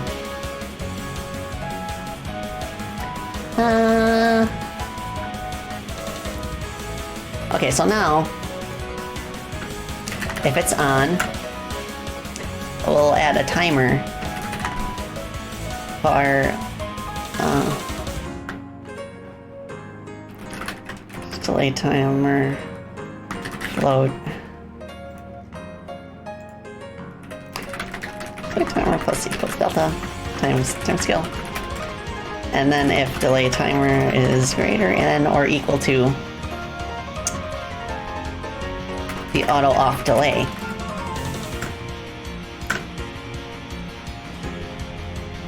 then we basically do the same thing. We flip this.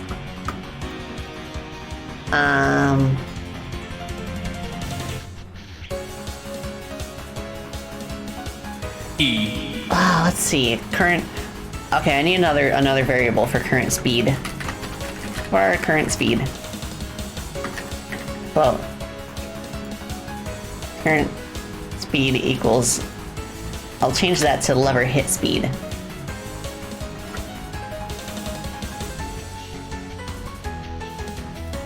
Okay, current speed. Speed. Speed. Current speed. Just lever hit speed. So that way, depending on how the switch is flipped, it will have different speeds that it's going at. So for automatically turning off, we go with the auto off speed.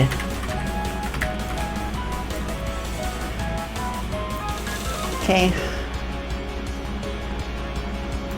And then else reset delay timer to 0. This should work. Ah! Heck yeah, let's go! That's exactly what I wanted. Okay, so now I can delete the placeholder stuff.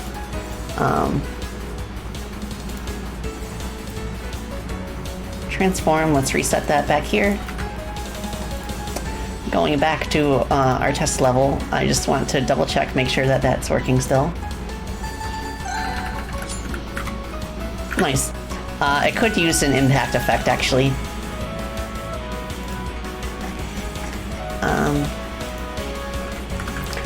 Export var hit impact. That will be a packed scene, since everything in Godot is a scene.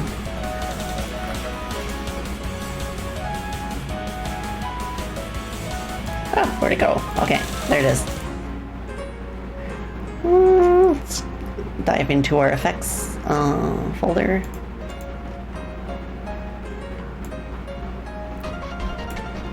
There we go. E. Am I using a stylus instead of a mouse? The stylus is purely visual.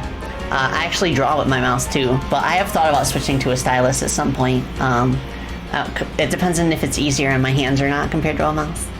I'm using a vertical mouse too. Okay, so that is good. So when something hits us, we actually want to try and call hit stun to them to make it more snappy. Apply hit stun.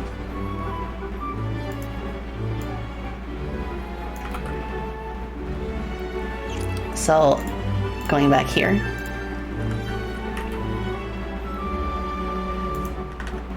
Okay, what's B? What's B? Why is it? Oh, I see.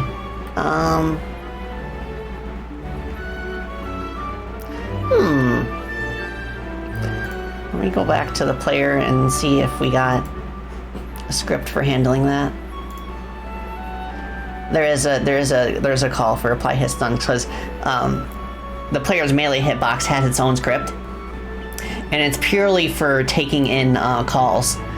and then rerouting them to the main script in the base node. So that's good.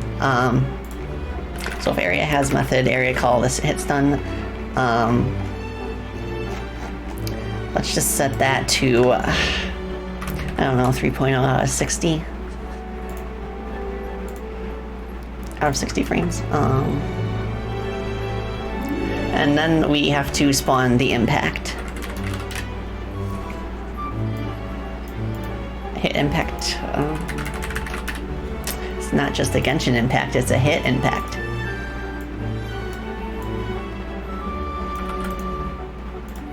Okay.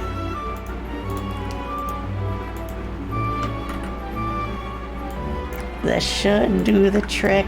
Whoops. Huh. No! You want to try vertical mouse too? You've got one coming in the mail? Awesome! Yeah, it actually took me a few mice before I found one that was good for my hand size. I'm using the Evoluent vertical mouse. They have one that's like smaller, so since I have smaller hands.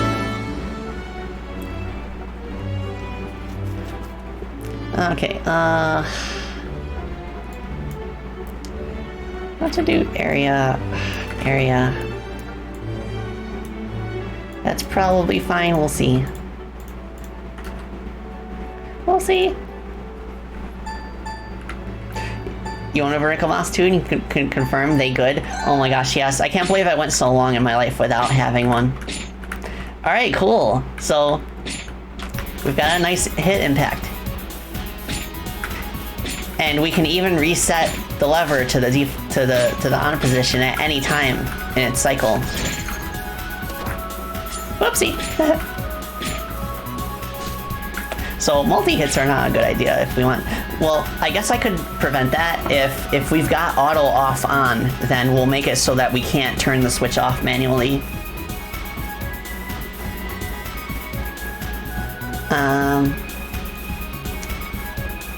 Okay, drop chain switch. So if on, which means the switch is on, if on and auto off, then we will return. We don't want it to do anything.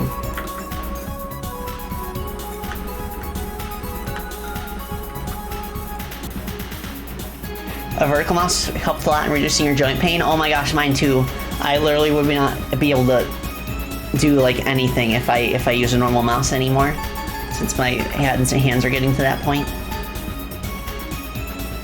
Oh yes, neck exercises, absolutely. You want to make sure that, like, a big part of the reason why I'm having trouble with my hands too is because of my desk setup, which hopefully my increased chair height will help with.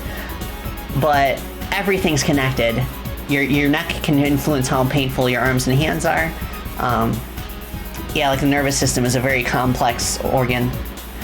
So that's definitely why I would recommend seeing a professional if you are able to do so, like financially. Okay, so now if we do the multi-hit, we should not accidentally turn it off. There we go. Woo, let's go! And I imagine I could recycle this script not for different gimmicks as well. And now let me see if stasis affects it correctly. It does not. I think I forgot the timescale flag.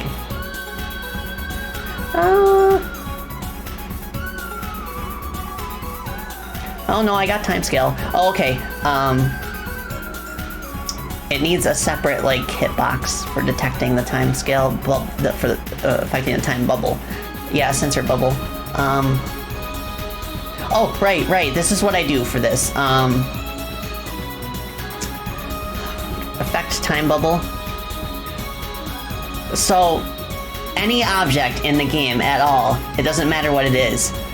If I create a function in that object called set timescale, then it will be affected by the time bubble. So let me add that to this one. Set timescale. Okay. I'll just copy it from the script.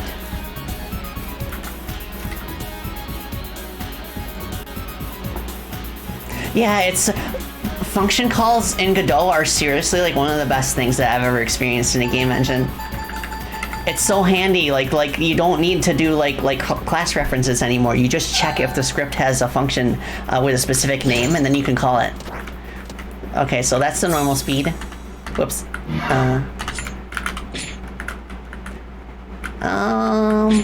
I think it's slower.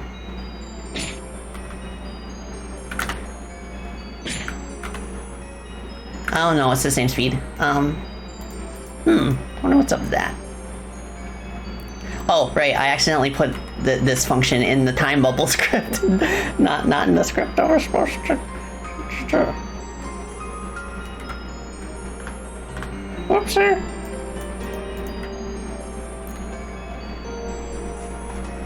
Okay, now let's go to the right script. Well, wait, no, it wasn't the right script.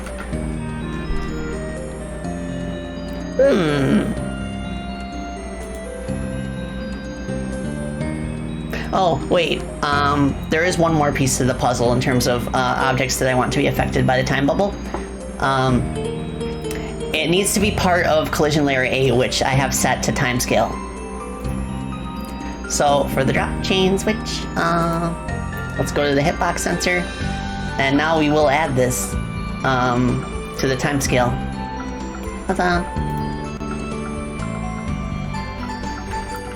So now we can go to Crystal.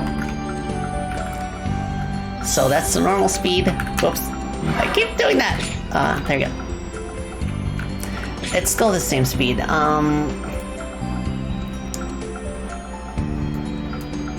Let me see. I think I know why, because it's not a body, it's an area. Sensor bubble area entered. If the area's parent has set timescale, it should be set timescale. I don't know why it's not working. Oh, I've heard things about Braid's time puzzles. I'm not gonna get that crazy. But gosh, imagine if I did. I think it'd be really cool if I could figure out how to do like a Prince of Persia style like rewind mechanic, so that you don't have to restart from a checkpoint every time you die. You just rewind time a certain amount. Drop changes. I've got the method. It should call to it. I don't know why it isn't.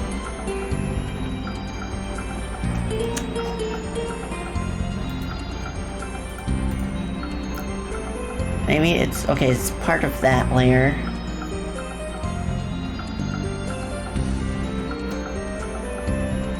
Okay, let me see how the enemies handle it. So this enemy is... Okay, it is part of timescale there. Why is this part of layer 11? Interesting. So timescale... Okay, I think it just needs a body to work with, and then it should work.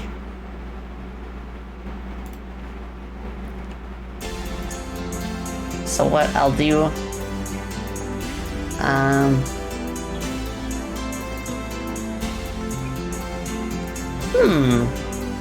wait. Okay. I'll just make it a character body.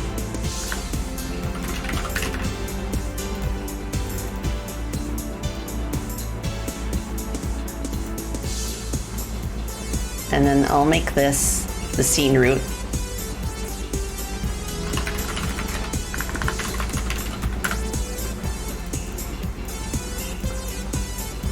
I'll do this.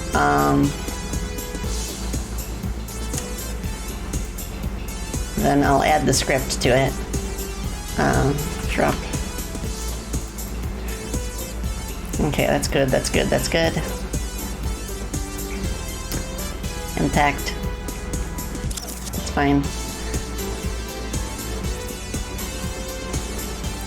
I'm gonna copy this, paste it over here.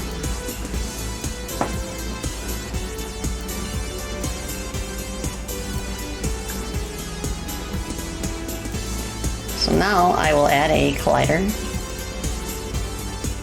And this collider will determine where the time bubble needs to be in order to actually affect it. I think it's better to do it this way than to rely on like the lever's hitbox.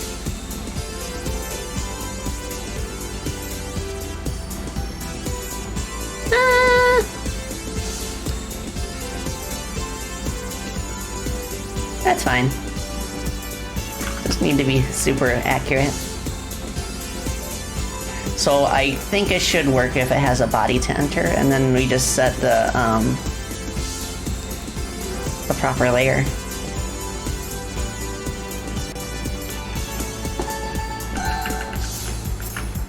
Okay. Okay, so now this is not working.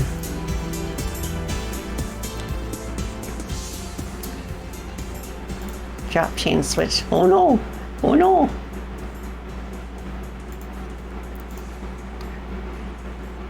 Let me try reconnecting area entered. Okay. That should be fine.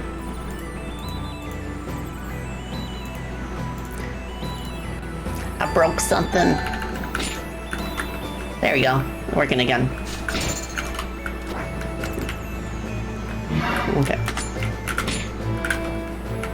Ah, it's slow now. Let's go. Awesome. Okay, this is gonna be pretty cool. So now comes the fun part. We now take this drop switch, and what I'm gonna do is I'm gonna take my drop chain tile, I'm gonna add an offset to it of -200, and then tiles drop chain 200, and it should work. Yeah, this music does fit this moment. Okay. Nice. That goes down really fast though. But it is fast. I can't reach it right now, but I can do this. Let's go. And then we can cancel the stasis. One thing I did notice there is that the platform does not work. Like if it's moving up, then I seem to fall through it. I'm not sure why that is.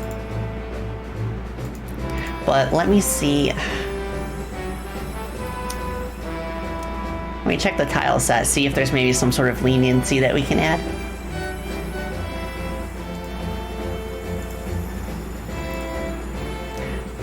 Oh, Dapbone, welcome. I'm making this in Godot. Godot 4.0. Well, not 4.0. One of the Godot 4s, the most recent one. Very good game engine, though. I'm very impressed. One-way margin, what is this? What if I set this to 10? Would that help? Yeah, a lot of work just for a switch, but now we have an all-purpose switch that we can use in other parts of the game now. That is the beauty of it. Most recent one is 4.1. It came out just last week. Nice! It's crazy to think that everything in the video game needs to be coded. Gravity, hitbox, movement, everything. You don't really think about that when you're playing a game. I know, right? It takes lots and lots of testing over and over and over and over. Okay. Okay, that works. The leniency was the trick. Nice! Yep, too fast this way. But we can stasis. Yes! Excellent. I think eventually I want to add like a bit of acceleration to it so it starts descending slow, but then it goes fast, and then when it reaches the bottom there's like a screen shake and like a big noise. The only thing that exists in code on its own is numbers and text. Everything else needs to be coded. Yeah. Okay. So now what we want to do is I want to make it so that all of the switches in a stage are like in sync. So how can I pull this off? I basically want to make the whole Switch class static. And that's actually a new feature in Godot 4.1 specifically. They just added static. Why does my mouth tickle so much?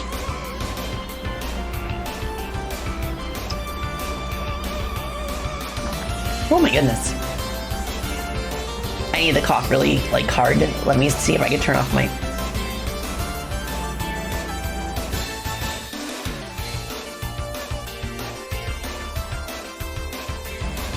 What the heck? Okay. But yeah, it's a new feature in Godot 4.1, static variables. Basically, a static variable exists among all copies of a script. So, let me try making everything static.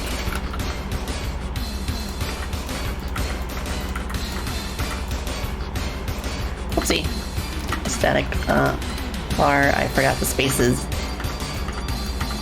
Spacey forgot the spaces. Okay, so I think that should do the trick. I will make 2 copies of the Switch and they should synchronize.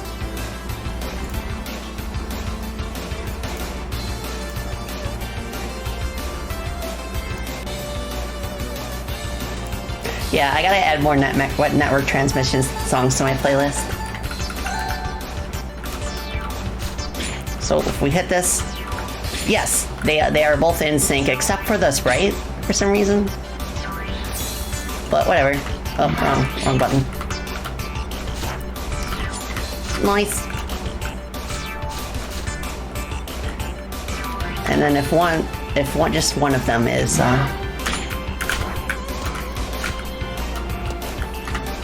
cool. Nice. I will decrease the default speed because it's a little fast. Let's make that 30. Nice! So yeah, it's just the sprites that are off for some reason.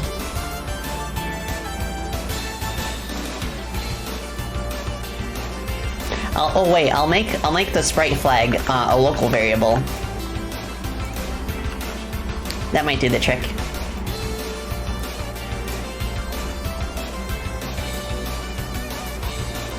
Okay, so later in the stage, I want to, let's put one here. Daytona, let's go away. Oh, and thank you so much for the hydrate. I'll take sippy.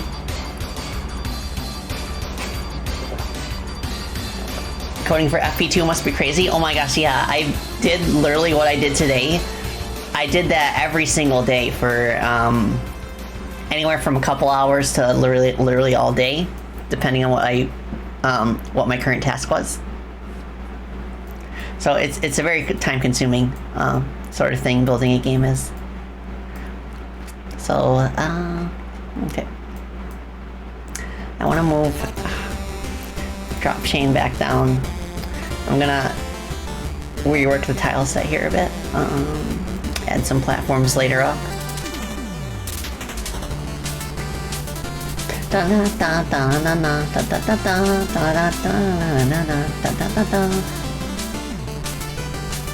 Okay, let's put one here.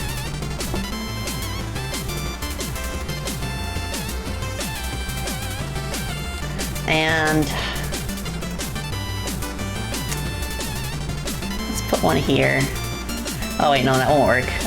You can't layer tiles unless they're a separate tile set. Okay, let's just do, let's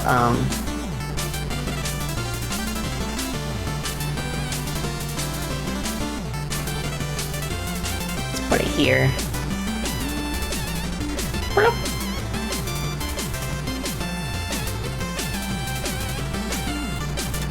Okay.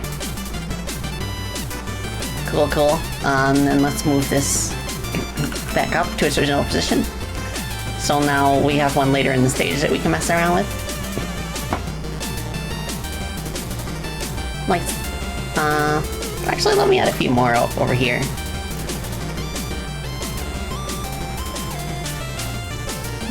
Da da da da. Put one here. And,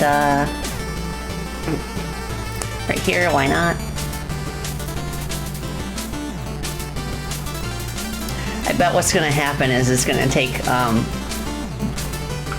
take these enemies and drag them up with it, since it's a platform. Which might be a cool effect depending on what you're trying to pull off. Oh! Ah! So, since these platforms interact with physics objects, I could do things like you would take a push block and you would push it onto one of these, and then flip the switch, and then raise it up, and then push it up in a higher area.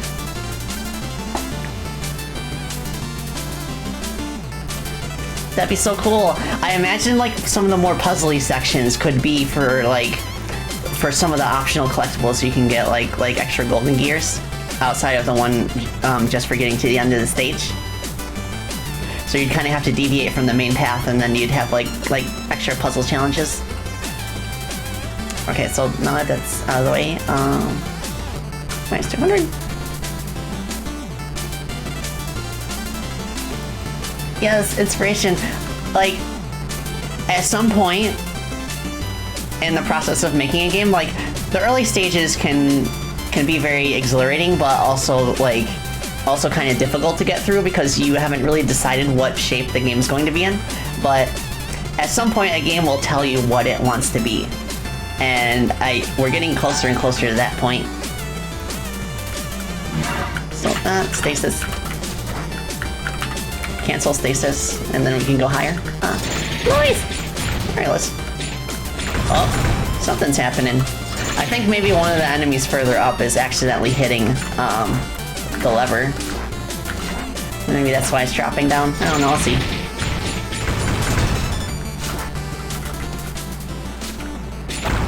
Okay, let's try. Oh, I see that the angle is not perfectly 45 degrees. I wonder what's up with that. Oops. Okay, let me try that again. Nice! Oh yeah, they are dragging them up. Nice! And then I could add like a switch up here to bring it back down again, and then it'll allow you to actually like traverse. Yeah, and then I could hide stuff up here.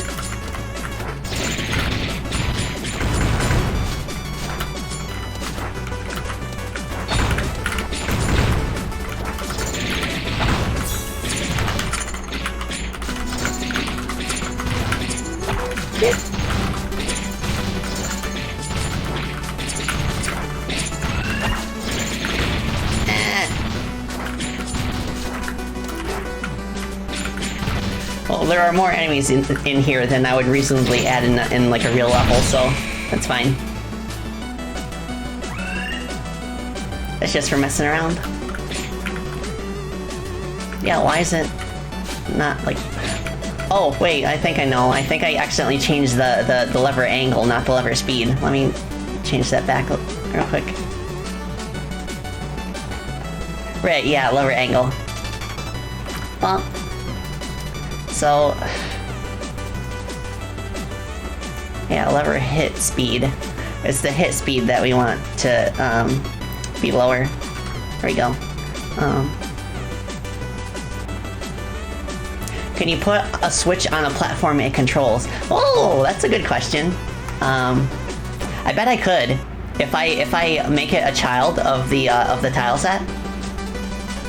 I bet it would just like work just like that, since it's not really like a real physics object. So I could attach it to the platform. Okay, now it's a bit more reasonable. So.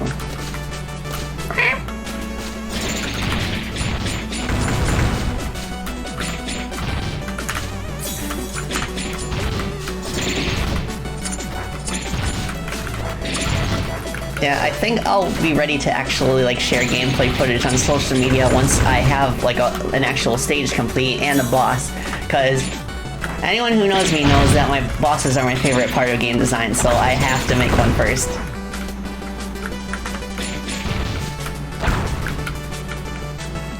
You can imagine jumping on those bell enemies bounces you back off with a ding sound. That's why I added like there's like a little crack in front of it. So that's kind of like my subtle explanation as to why it doesn't make noise.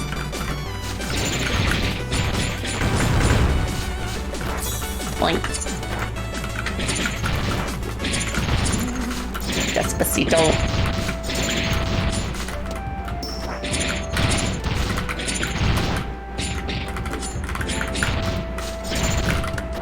The spinny sword is actually kind of busted.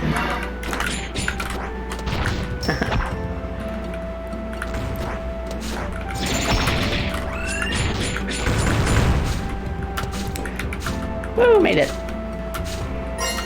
Okay. Woo, I think we made a fantastic amount of progress today.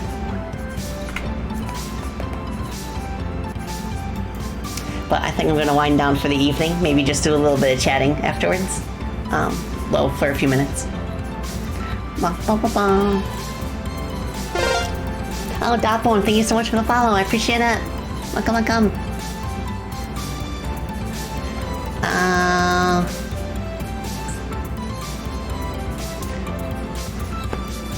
Yeah, let me see if I can catch up with chat. Yeah, controllers. Nice. You want to make retro game cases for Freedom Planet 1 and 2? Oh, that sounds so awesome. You recall you saying Freedom Planet's OST was partially inspired by Lattail? Yeah, it was. It's kind of amazing that I had no idea no one else played that game until I met Woofle and we talked like for the first time about our plans and ideas for the soundtrack. And I mentioned Lattail as kind of an inspiration for me, like that we could kind of lean into. And she was like, "Oh my gosh, you played Lattail? No way! I did too." And this is despite like my connection back then being like it was basically dial-up, but it was a USB modem, and its maximum speed was 400 kilobytes a second, which isn't even half a megabyte. And I struggled a lot, even like getting Lattail to be playable. I couldn't even really do like most of the challenges because it was just like unbearable. But if the game was still around, then I probably could. Well, yeah, the perfect storm. Oh my gosh.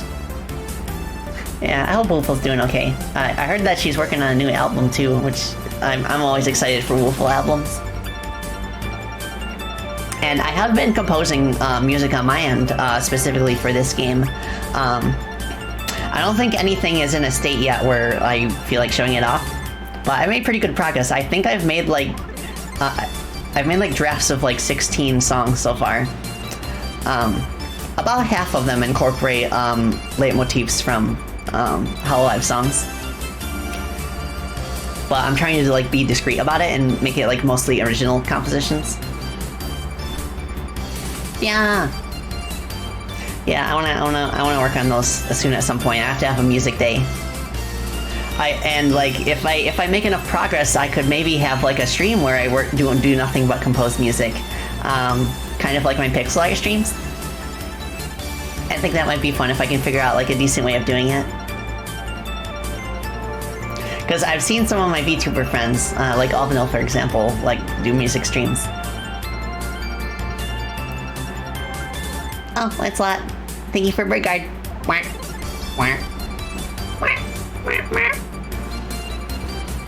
Gotta come back and watch the VOD. Seeing game devs is so inspiring and you can use some motivation. Oh, Elfie, I hope it helps. I will have the VOD up like right after the stream's over. At least on Twitch. For YouTube, it usually takes a day to process. Did I compose Bacchanal Rush's music? Yes. It was another one of those songs where I did like the bass template that I passed off to Woofle, and then she made it like sing and dance. Expecting a Gleck. Oh yeah, fusion. You'll be able to see what all that meant. Yeah. Woo. This was fun, and it was a lot less stressful than I thought it would be, considering like the amount of like prep work I had to do in order to get to this point. But I really like how this format, like, I like doing like a bunch of like offline work and then spending most of the stream just kind of explaining the stuff that I did. It is a good way of like keeping the conversation going. And it makes it so that I'm just not like sitting here in silence working. Finding your stream was very inspirational for me in terms of thinking about pursuing game dev, so this was lovely to see. I'm so happy to hear that, Nat. Yeah, that's another one of the reasons why I finally decided to commit to this fan game, because I feel like it's a good context for people outside the community to kind of like be inspired to pursue game development. At least I hope it would be. I think that's the biggest thing that I stand to gain from it, just the knowledge that it has helped other people get their grasp around game design.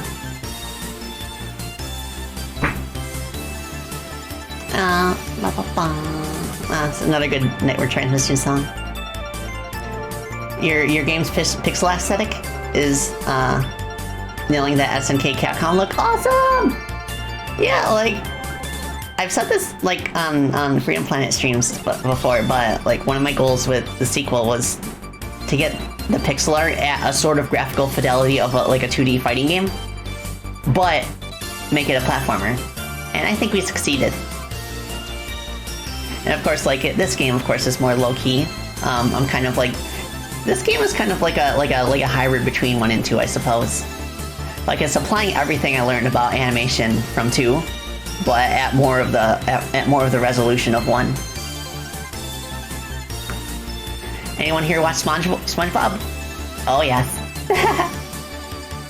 I watched so much SpongeBob as a kid.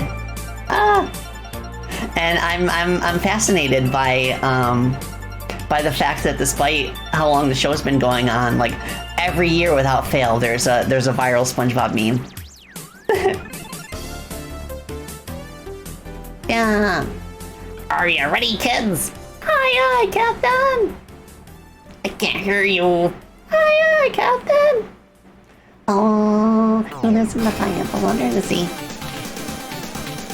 Who lives in the pineapple under the sea? Gunstar Heroes!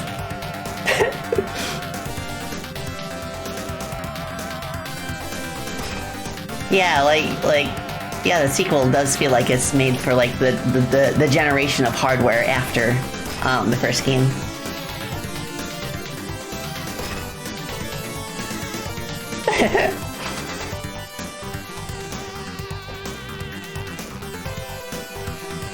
Oh, I remember the fun episode too.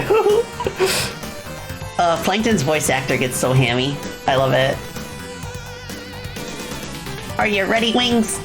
I can't hear you.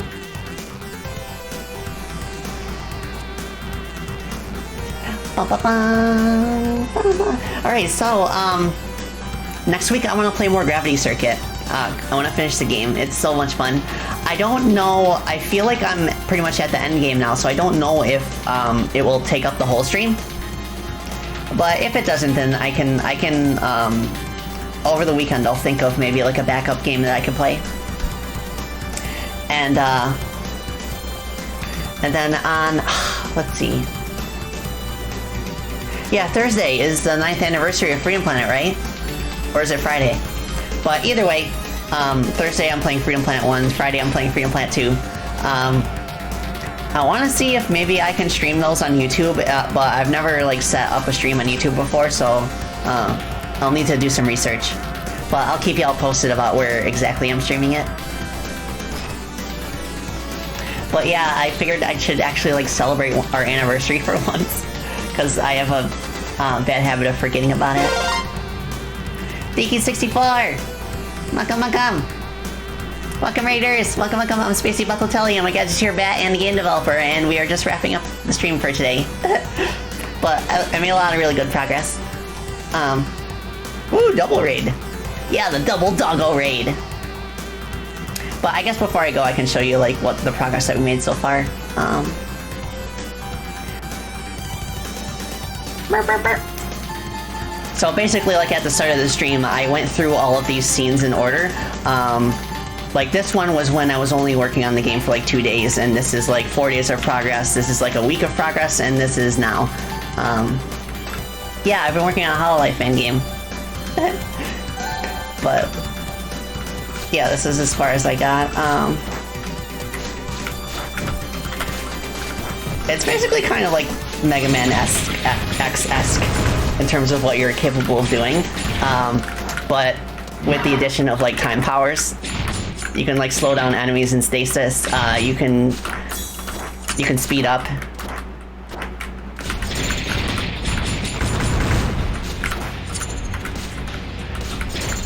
And I've made a few different enemy types. And I also this stream I specifically spent most of my time working on this switch mechanic. And you can use stasis to kind of slow down the effect of it.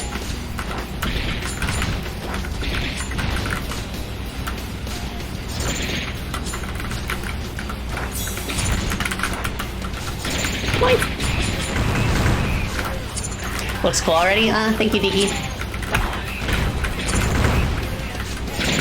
And I just spammed a bunch of enemies here just to test different things out.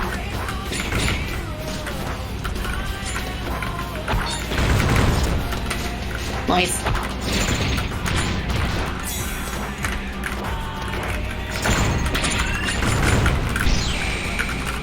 Ah, dang it, I got killed. Yeah, perfect time for shadow music to kick in, especially because I'm considering making the main character, who is Orochrony. I'm considering making her the main bad guy, and you just play as the main villain. I haven't decided how I want to handle the plot yet, though.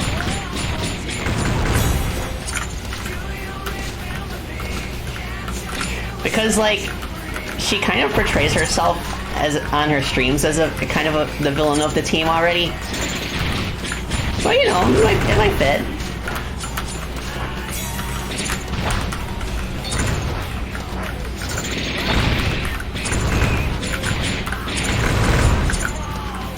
Nice. Yeah, and I have this the main collectible in the game. Are like the golden gears. Like that's the main objective in each stage, and I think I want to structure it more like a Mario game than like a Sonic game, to where like you have multiple gears to collect in each stage, and there's like there'd be like optional paths where you'd have like puzzles based on the time powers and stuff.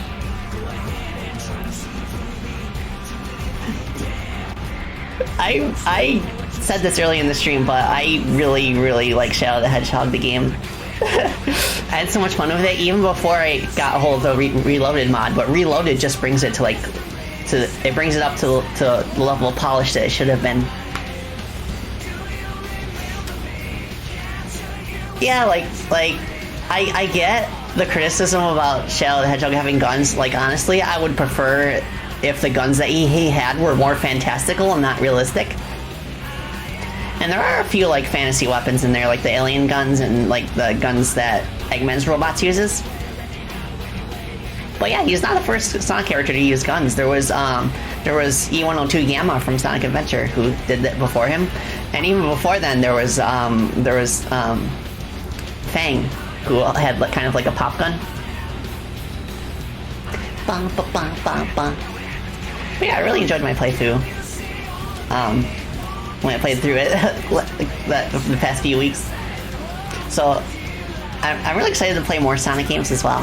I think next up on my list is 06. Either that or some of the mobile games, like, well, not mobile, handheld games. You know, like Sonic Advance, Sonic Battle, Sonic Rush, etc. I actually just learned recently that Sonic Rush and Shadow the Hedgehog were released at the exact same time. I had no idea. Seeing Shadow with a realistic handgun back in the day was definitely a deterrent. Yeah, plus the fact that the way they handled like promoting the game. Like, I remember the trailer where they were going through like Sonic's history of past games, and then like you saw like the bullet holes and stuff, and then they transitioned to Shadow, and I was like, oh my gosh, why are you doing this? But nowadays it's just good dumb fun.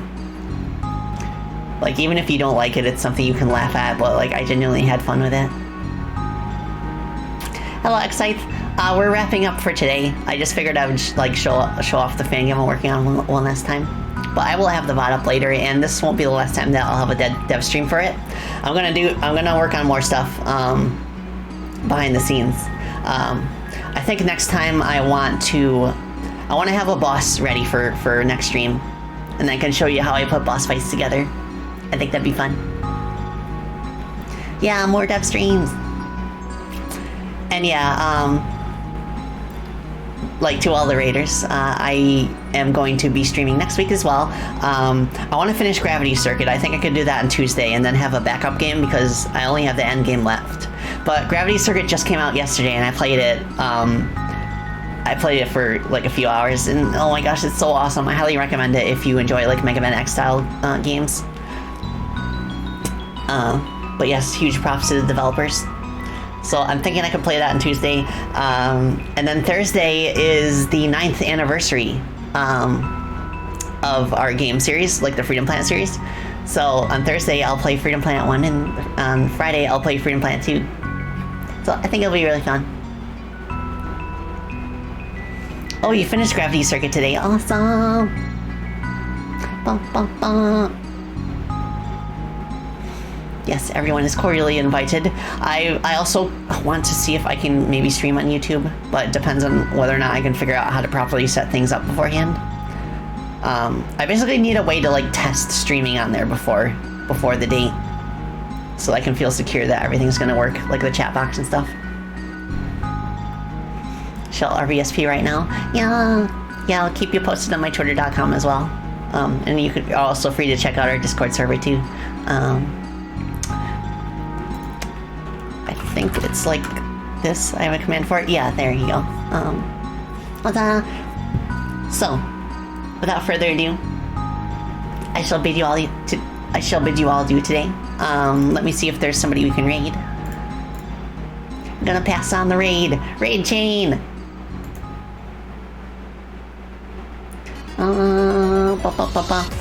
Yes, thermal base remix. Good way to cap things off.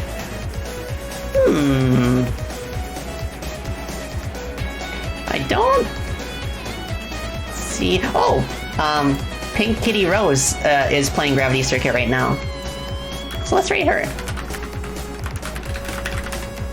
I've been watching Pink Kitty Rose's videos for like a decade at this point. Like, she's very well known for doing like no-hit runs of Mega Man games.